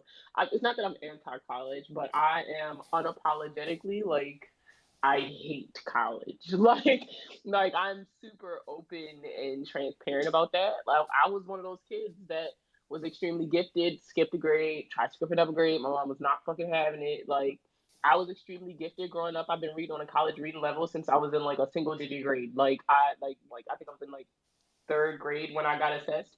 Like I've always loved learning, but unfortunately, the school system that I was a part of could not support that. And so, though I loved learning and I was a huge advocate for learning, the idea of going to college did not appeal to me because it was a direct result of the public school system that I was a part of. And so I went a different route. I ended up joining the military. And it wasn't even like, don't get me wrong, I always wanted to be a part of the military. Like my granddad was in Vietnam and he used to have us practicing airborne jumps off the back porch and stuff like that. Like that was always in the cards for me. But I just knew that I wasn't ready for college. I was 17, graduating. My mom, I was the second oldest of 5 kids, and we were stair steps. I knew my mom couldn't afford it. On top of, I didn't even know what I wanted to do. So college for me, it wasn't really an option. Like it wasn't even on my plate. I never took the SAT. I never took the ACT. I took the ASVAB, and that was it for me. And when I joined the military, and I did some really amazing things. At 17, I was briefing John Kerry, who was high up in President Obama's cabinet. I was a cybersecurity analyst. I was a cryptologic warfare technician working for the National Security Agency out of Fort Meade at 17. I've done some really amazing things outside of college. But it's so funny that you say that because now here I am. I'm 29 now. I'll be 30 next year. I retired from the military, right? I've lived this really full life. And it's like I'm on to this next chapter now. And it's just so crazy because all of the things that I thought at 19 and 21 are not the same things I think now. Where I was so anti-college, like, oh, you don't need to go to college to do this, this, this, this, this. Now here I am at 29. And it's like I want to accomplish certain things, but it's so hard for me because I don't have a degree. And it's like, it sucks that is a barrier because I could very well be a genius. But without that piece of paper, which is so scammy, but without that piece of paper, unfortunately, I will not be included in this conversation. And so as much as I don't like it, and as much as it's not fair, you goddamn right I signed up for college. I'm getting ready to go to college to get my degree in education. Wait, what? What? Yes, what? I signed up for college. What? Hey, her talk went Not to the the left. laugh. He said, what? When I say so anti-college, bro, like I'm so anti-college. Like I hate the idea of going to somebody's classroom and having to sit down, especially at my ripe old age of 29, right? Ooh, but like I'm so anti-college, I hated it. But unfortunately, I always tell people, and that's so crazy because I preach it all the time, be the change, be the change, be the change. But in order for me to affect the change that I want to affect within my industry and just in personal finance, period, right? unfortunately, there's certain things that I have to have in order for certain people to take me seriously. And without a degree, like my CFPI is cool, but there's a lot of people who tell me, no, we're looking for a CFP. No, we need this. No, we need that. And I'm one of those people. I'm spoiled. I get everything I ask for from my husband, from my friends. So it's like when people tell me no, I feel some kind of way. So now I'm about to go get this degree so that now you really have no reason to tell me no. And for me, it's not that I'm going to college because I want to or because I'm going to be proud. Don't get me wrong, I'm going to work really hard and I'll probably be proud of the degree once I have it. But I'm going to college just because you told me that I wasn't worth anything without it. So now I want to see you deny me once I have it. Well, that was dope. And I hope you didn't think my comments were about you. No. We talked about it. Like, yeah, because my argument is more of a community argument, but that's dope.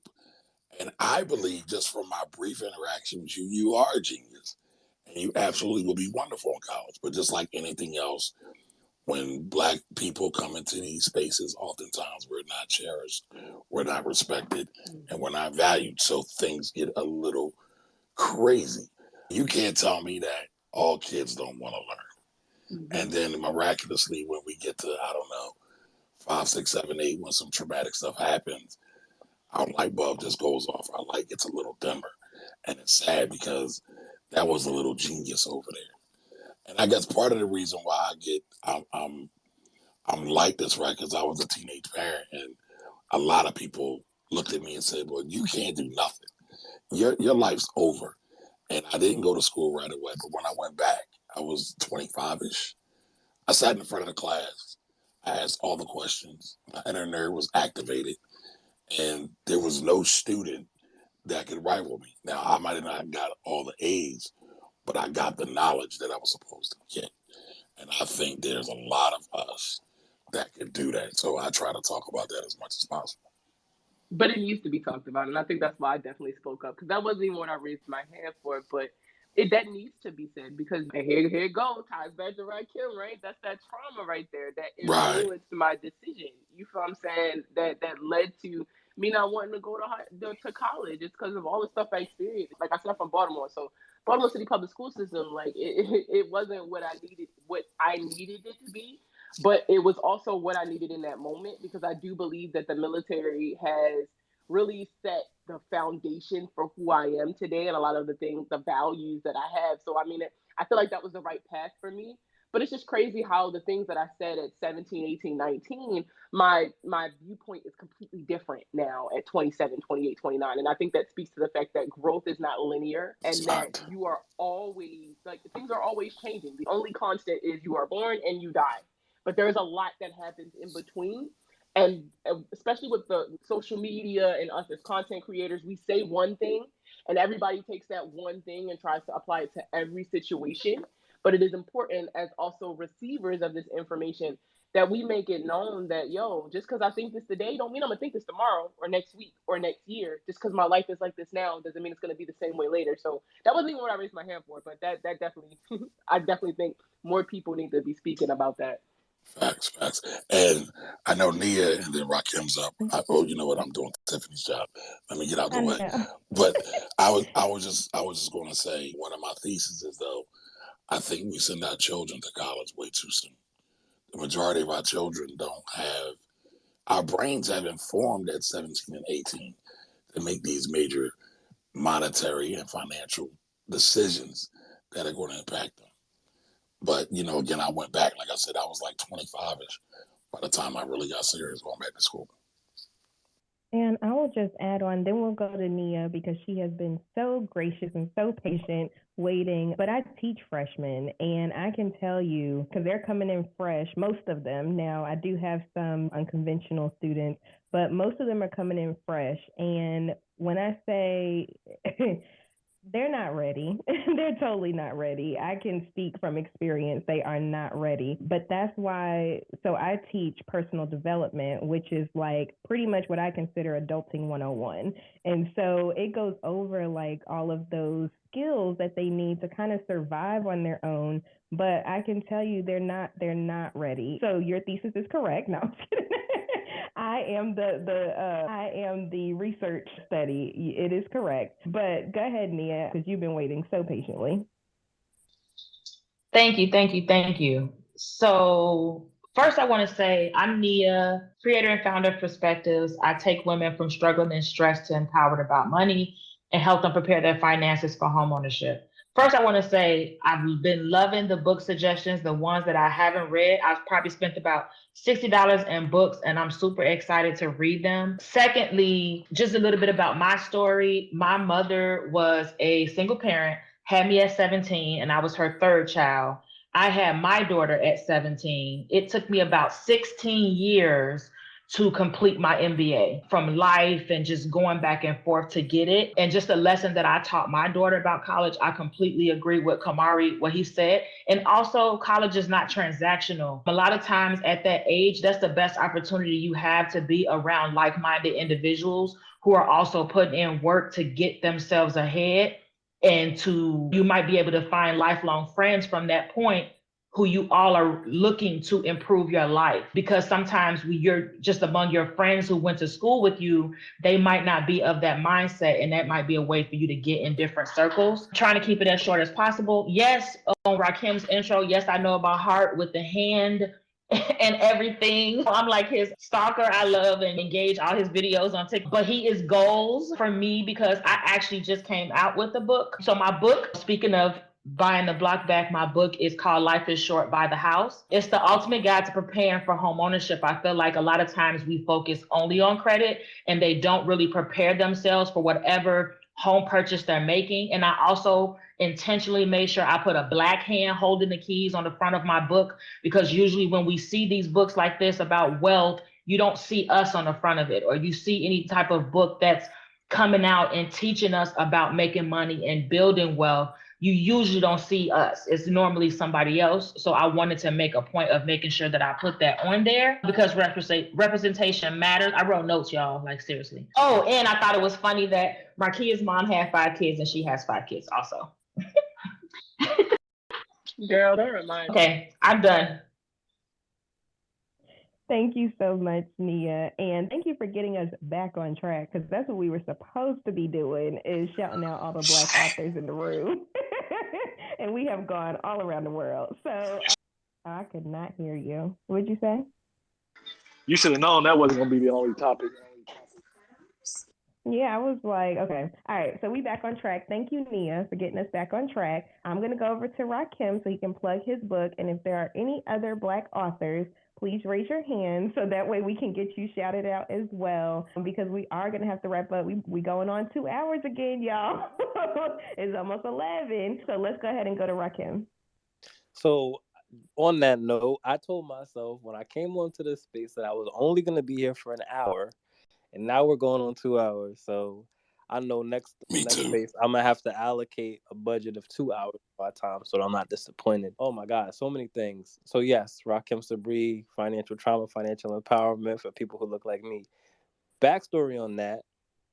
So Markia, it's interesting that you brought that up, because I would watch Markia's videos on TikTok, and she mentioned that she's newer to the space, but she's killing it. She has mad followers, and I'm like, I love Markia's introduction when she talks about your favorite credit specialist, right? And I know I butchered it, but I was like, damn, like I need to come up with something catchy and something short. And talking about personal branding in the way that we did, the number of titles and accolades that came after Rahkim Sabree since 2018 has been crazy, right? I published my first book in 2018, then I published my next book in 2019. Then I did the TEDx. Then I started writing for The Grill. Then I started writing for Black Enterprise and Entrepreneur and all these other places.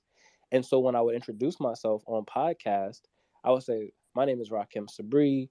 I am an author, speaker, financial coach. My work has been seen in ... And so realizing now, going back to kind of the basics, right? People are not going to remember all of that stuff. Having a very quick and actionable and summarized description of who I am is the best way. So I appreciate all of the love and all of the feedback around that intro. And I appreciate you guys recognizing the presence that I have in this space. And it just let me know that I'm doing the right thing and I'm doing it the right way. I do want to go back to Markia's point about school, because I resonated really hard with that. I was never a person who hated school. I loved school. I always excelled in school from the time I was in kindergarten all the way through high school. I was on the honor roll. I wanted to be a psychiatrist when I grew up. So that was just like, there was no question that was going to happen. And then life happened, interrupted my education to move cross country with my mom, then moved back up north, started working in banking, started making money, and it was a wrap.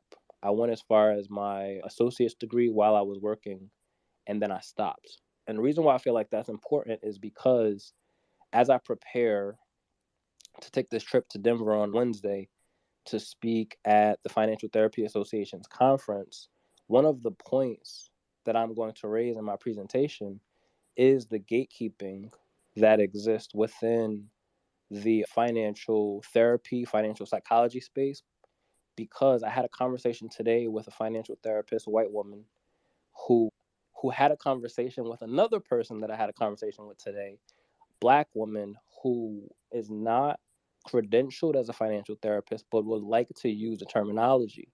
And she said that they connected at FinCon and she left FinCon feeling conflicted.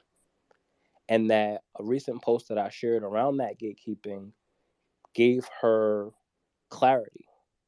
And so personal finance is a I know I'm gonna say this wrong, but it's an industry already that's been gate kept for so long. So as we celebrate each other in this space and the work that we do and the specializations that we have collectively and the impact that we are creating, it's still very much a gate kept space. But going into the specific discipline of financial psychology, financial therapy, financial trauma is even more gate kept. And so Stephen and I have this conversation often because there are co-practitioners who are licensed therapists who have backed into personal finance from their credential as a therapist or a social worker or what have you, and they feel that they can take up the most space, where we, with our background in spirituality and experience and trauma through lived experience, can't take up space. And so my argument is, what makes you more qualified to talk about this than somebody who has navigated poverty and who can talk to people who look like me, who are going to trust me quicker than they're going to trust you, because we already have a historical aversion to the institutions in this country that include medical, legal, and financial. So I'm coming at you from the perspective of a financial therapist, and that's already two strikes against the Black person who's like, I'm not trying to hear nothing that you're talking about because you don't understand where I'm coming from. So I said all that to say, my journey is going to put me back on the path to college education, but I wanted to share as well, one day in the distant future, there's going to be a doctor in front of my name or a PhD behind my name, however we want to look at it. But I share with this woman today, this Black woman today, who was having those doubts, take up the space with or without the credential. So Markia, to your point, yes, there are people who are asking for us to furnish these credentials to prove that we already know what we already know. And we have to play the game in order to get into certain rooms. But there are other rooms that the door is just going to open for us by virtue of who we are and the space that we take up. And so when you guys talk about and reflect on me coming into this space and talking, and not literally this space, but the financial trauma space and the branding and all the branding that I've done, and how when somebody says Rahkim Sabree, the first thing that you're thinking of is financial trauma or financial empowerment or financially irresponsible or I fired my boss. That's how it's supposed to be. I'm taking up all the space that I can and showing up in all the ways that I can. And we laughed about this in the beginning of the space where you guys were talking about getting that verification badge. I made it my goal to get this verification badge, not because it does something for me, because it represents some kind of money for me or some kind of validation in the work that I do, but I could go anywhere on Twitter and somebody's going to say, oh man, that guy got the blue check. He must be about something. He must be about something. And last thing I'm going to say as I get off this horse of pumping myself up, I've been doing videos lately and I've been getting a lot of comments on them wearing a hoodie that says Google me, and there's an image of somebody typing in Rahkim Sabree and the little icon pops up with my Google Knowledge panel that says Rahkim Sabree author. And people have been like, damn, that's a dope shirt. That's a dope shirt. Where'd you get that from? Where'd you get that from? And it was a gift to let everybody know. And I can't sell it because it's using Google stuff and I don't want to get sued. But wearing that as a gift and thinking about the person who made the gift for me it's such a masterclass in personal branding, because people are actually going to Google me when they see me wearing that, and they're going to see all the work that I've done. And all the work that I've done, if you are measuring my worth through my college education, is done by an associate degree carrying person who can sit there and have a conversation with a PhD or an MD or a PsyD or whoever else and hold his own weight by carrying this space. So that's all I gotta say about that. I know I took a lot of time, but I wanted to give that to you all, and to give that to you specifically, Markia, as you talk about going back to school. Don't make that be the only reason that you're pursuing the credential, so that you can have those conversations, learn to play the game. I'm sorry, I lied. Not last thing. Camari said one thing too that I want to say, and I shared it in a live that I did this week. And it was that we have to stop sending children out into the world without purpose. I talked about how I started working at 16 years old, and I only realized 16 years later that I have been working this whole time without purpose. And so now, as I enter into this season of entrepreneurship, and I realize how many people have generated success through making their job their investor, because I didn't have purpose, I didn't make my job my investor. I certainly invested, I certainly put money away, but we have to send I don't have children, but we have to send children out into the world with purpose. And so that applies to jobs, that applies to education, that applies to anything that we do. And Yes. Go ahead. No, I was saying I'm done. Okay. I kind of figure, I think I know by now when you're ready to wrap up. So I wanted to point out a couple of things real quick, and then we're going to go to Stack. So first of all, like when you said how the social work, the PhD in this space is so underrepresented. So I am reverse engineering that thing. So I'm actually currently applying now to get my PhD in social work to study financial and how it relates in social work. And when I met with the advising professor, he was like, oh my gosh, we need you, because at the end of the day, it's mostly white dominated. He's a white male. But then also going back to what you were saying, there's not a lot of people that come in from a different background. So because I'm coming from the business background, from the personal finance background, there's space for me in that space, and they want to pay for it. You know what I'm saying? So if that is of interest to you, please pursue it, because we need more people in that space that are in those rooms. Because the advising professor that I was talking to, he's like, he gets grants all the time, millions of dollar grants from these big companies, like the big banks and the big credit card companies and all that stuff, to do this type of research. But it's coming from his point of view. Now, don't get me wrong, he's all about us and he's awesome, but it's just coming from his point of view and his teammates.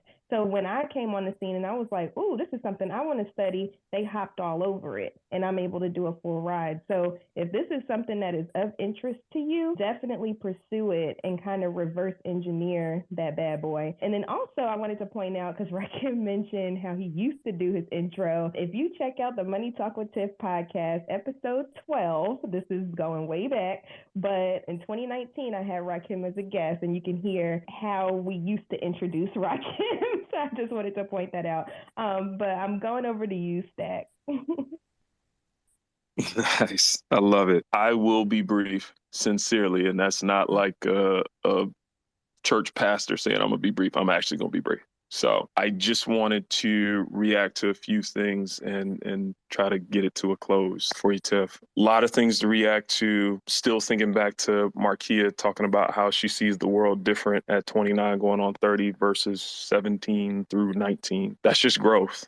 That's just maturity. And I think we all need to think about how we look at life as we understand things as best we know how at this place. So like Markia, I'm 36 going on 37. And it would be a waste of 13 to 14 years if I look at the world the same at 50 as I do today. So I expect to have different thoughts and hopefully more mature perspective on how I see the world. So we don't have to be prisoners to what our perspectives are now. And it's okay to be like, hey, I've grown, or maybe I was a little off there, or hey, I'm strengthened in how I looked at things. And wanted to just encourage us all, because somebody said this earlier, and I wish I knew who. It was a while ago, of just this idea of teaching people from what we know for where we're at. So even if you don't have the credentials yet, or whether you decide to get them or not, I just want to encourage us all to really do that. And like that was the space that really pushed me to help other people in finance, was that I'm like, hey, it's 0809. I know I want to invest, and I didn't have active people that were around me to really guide me in how to do it. So I really just read and just launched out and did it myself. And I made a promise to myself that once I really figured it out, that I was going to help other people and speak to them in the way that I wish somebody was speaking to me when I was around like 22-ish years old. And I'm thankful to say I've been able to really meet that, of doing that from just where I'm at. So just want to encourage us all, do it where you're at. And whether you get the PhD or whatever kind of letters that go with, or certifications or things like that, a lot of times we're way more qualified from those lived experiences. And then we can back our way in with the other stuff as need be. So I just don't want people to wait before you launch out and get going. So as I said, brief for real. That's it. Absolutely. And honestly, if you look at a lot of us, at least I can speak for myself, I didn't have any financial credentials when I started teaching people about finance. I was just like, I see a need in my community. This is what I'm going to do.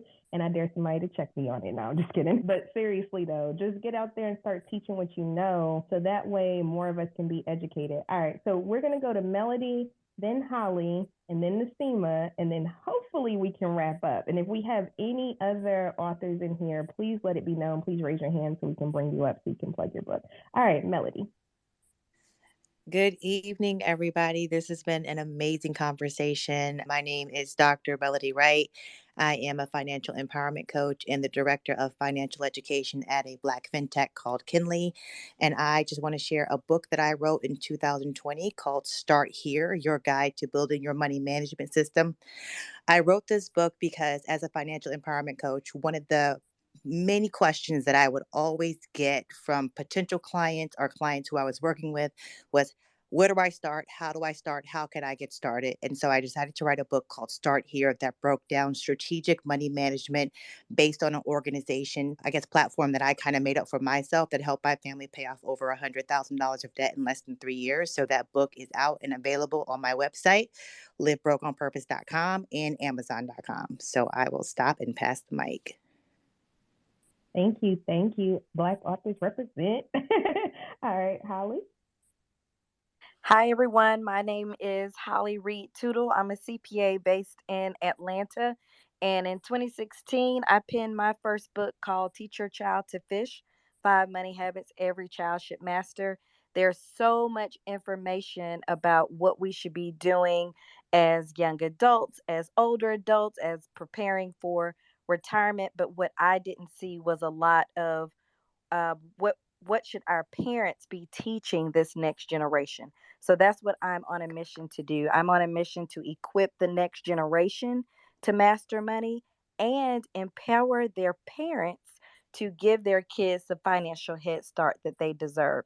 And so that book was really just born out of my own personal finance pitfalls, falling into those common financial pitfalls that many of us faced, and just trying to be a part of the solution to say, hey, what if someone had taken the time to walk me through, not just told me what to do, but showed me how to do it?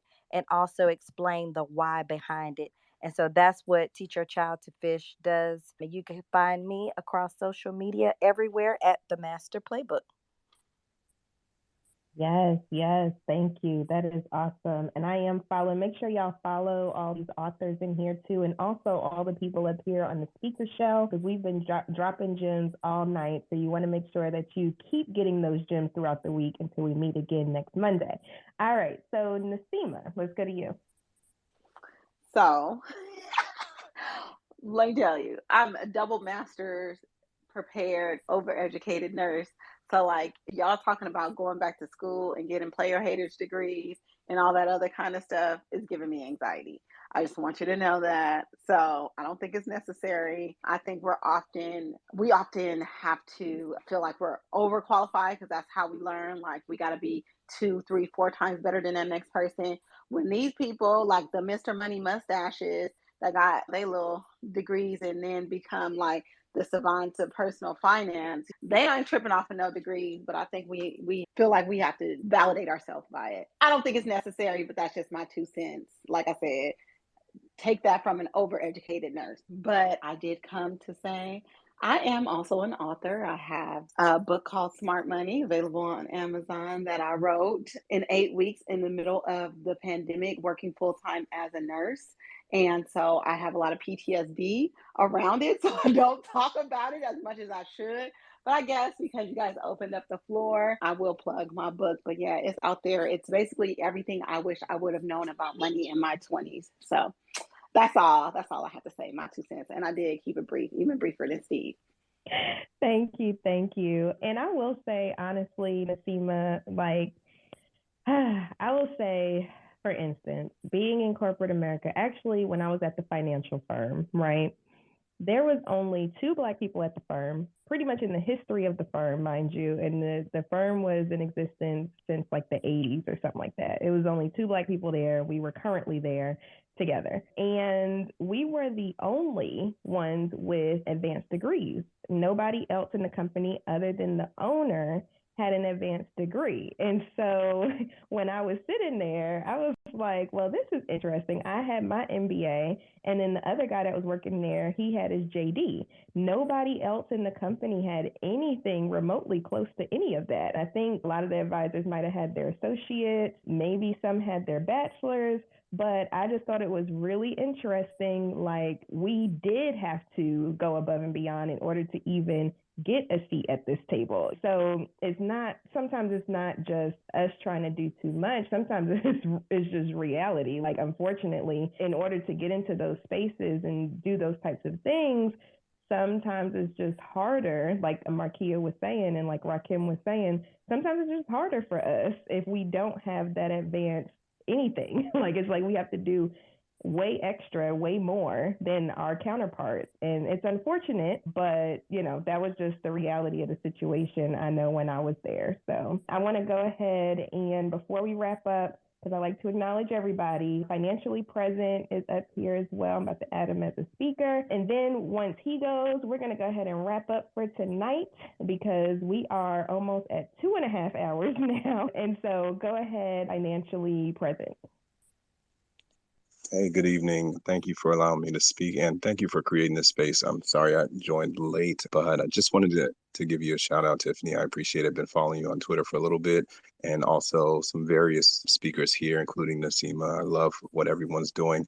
My name is Maoli Vodi, and I spent nearly a decade as a stockbroker, financial consultant, and in my time in the space, like others mentioned, there was not enough of me. And it was glaringly obvious that there's this divide. And I got licensed, about 30 miles from where I grew up. And you would see kids in high school come in and open up accounts or try to open up accounts. Whereas when I was in high school, that was far from my mindset. And it just takes me back to my parents and how they worked so hard. They didn't have time to even teach me about finances. So that's what spurred a lot of my interest in this space. And even though I took a different route I've always continued to educate in that space. It's a little bit easier when you're outside of or being licensed. I know there's some advisors around or former advisors, so you can probably relate. But I am an author as well. I started with ebooks. I've written two. One is just an introduction to investing. It's the class that I wish I had in high school, or the class that was never taught, essentially. And then 100 Critical Tips to Building Generational Wealth is my second ebook that is available on my website. And much like a lot of you, it's a lot of what I learned along the way, what I learned to know to be true, what I've experienced, all of the things that to essentially make sure that other people aren't falling for the bear traps and tripping and stumbling and making the same mistakes that I made. And it's a part of a whole series that we're working on, and it all can be found on financiallypresent.com. Awesome. Thank you so much for putting that out there. I wrote down all of the Black Money books that I need to add to my collection now, and I did go ahead and follow all of those authors as well, and I suggest that you all do the same, as well as follow all the people that you see up here: me, Rahkim, Renita, Camari, Markia, Ronnie, Steven, Nasima, Jonathan, Kwania. Like, there's so many brilliant Black minds up here, and it's so important for us to not only intake each other's content and for all of you to intake our content, but also share it out as well, because this is how we grow. We do it as a community. No one person can do this alone. Like, we have to do it as a community. And so, as you can see, there's a lot of Black faces that are in the personal finance realm. So there's no more excuses. We are out here and we're representing hard. So make sure that you follow us and make sure that you tell your friends and your family about us so you can help them. So with that being said, I think we are finally at the end of the journey for this week's Spin Noir. I hope you all had a wonderful time, got a lot of good information, and really enjoyed the speakers and the hosts that we have here tonight, because this was so good. It went from book talk to taxes for like an hour, and then went into some other stuff. And so it's just important that we keep holding this space, so that way we not only learn from each other, but also other people can find us and start learning from us as well. So I appreciate you, and I want to thank you for joining the space. Thank you for the energy. Thank you to all the speakers and the co-hosts. I just appreciate you all showing up every single week for us, because it's so important. Representation matters, and that's what we're here for. So I hope you all have a wonderful rest of your night. Thank you so much for sticking around for so long. We appreciate it, and we will see you next Monday at 9 p.m. right here on Twitter in this space. Bye. Thank you for listening, joining, and being a part of the Money Talk with Tiff podcast this week.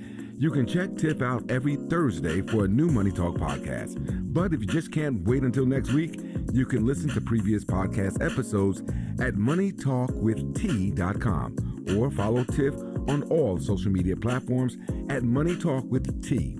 Until next time, spend wise by spending less than you make. A word to the money wise is always sufficient.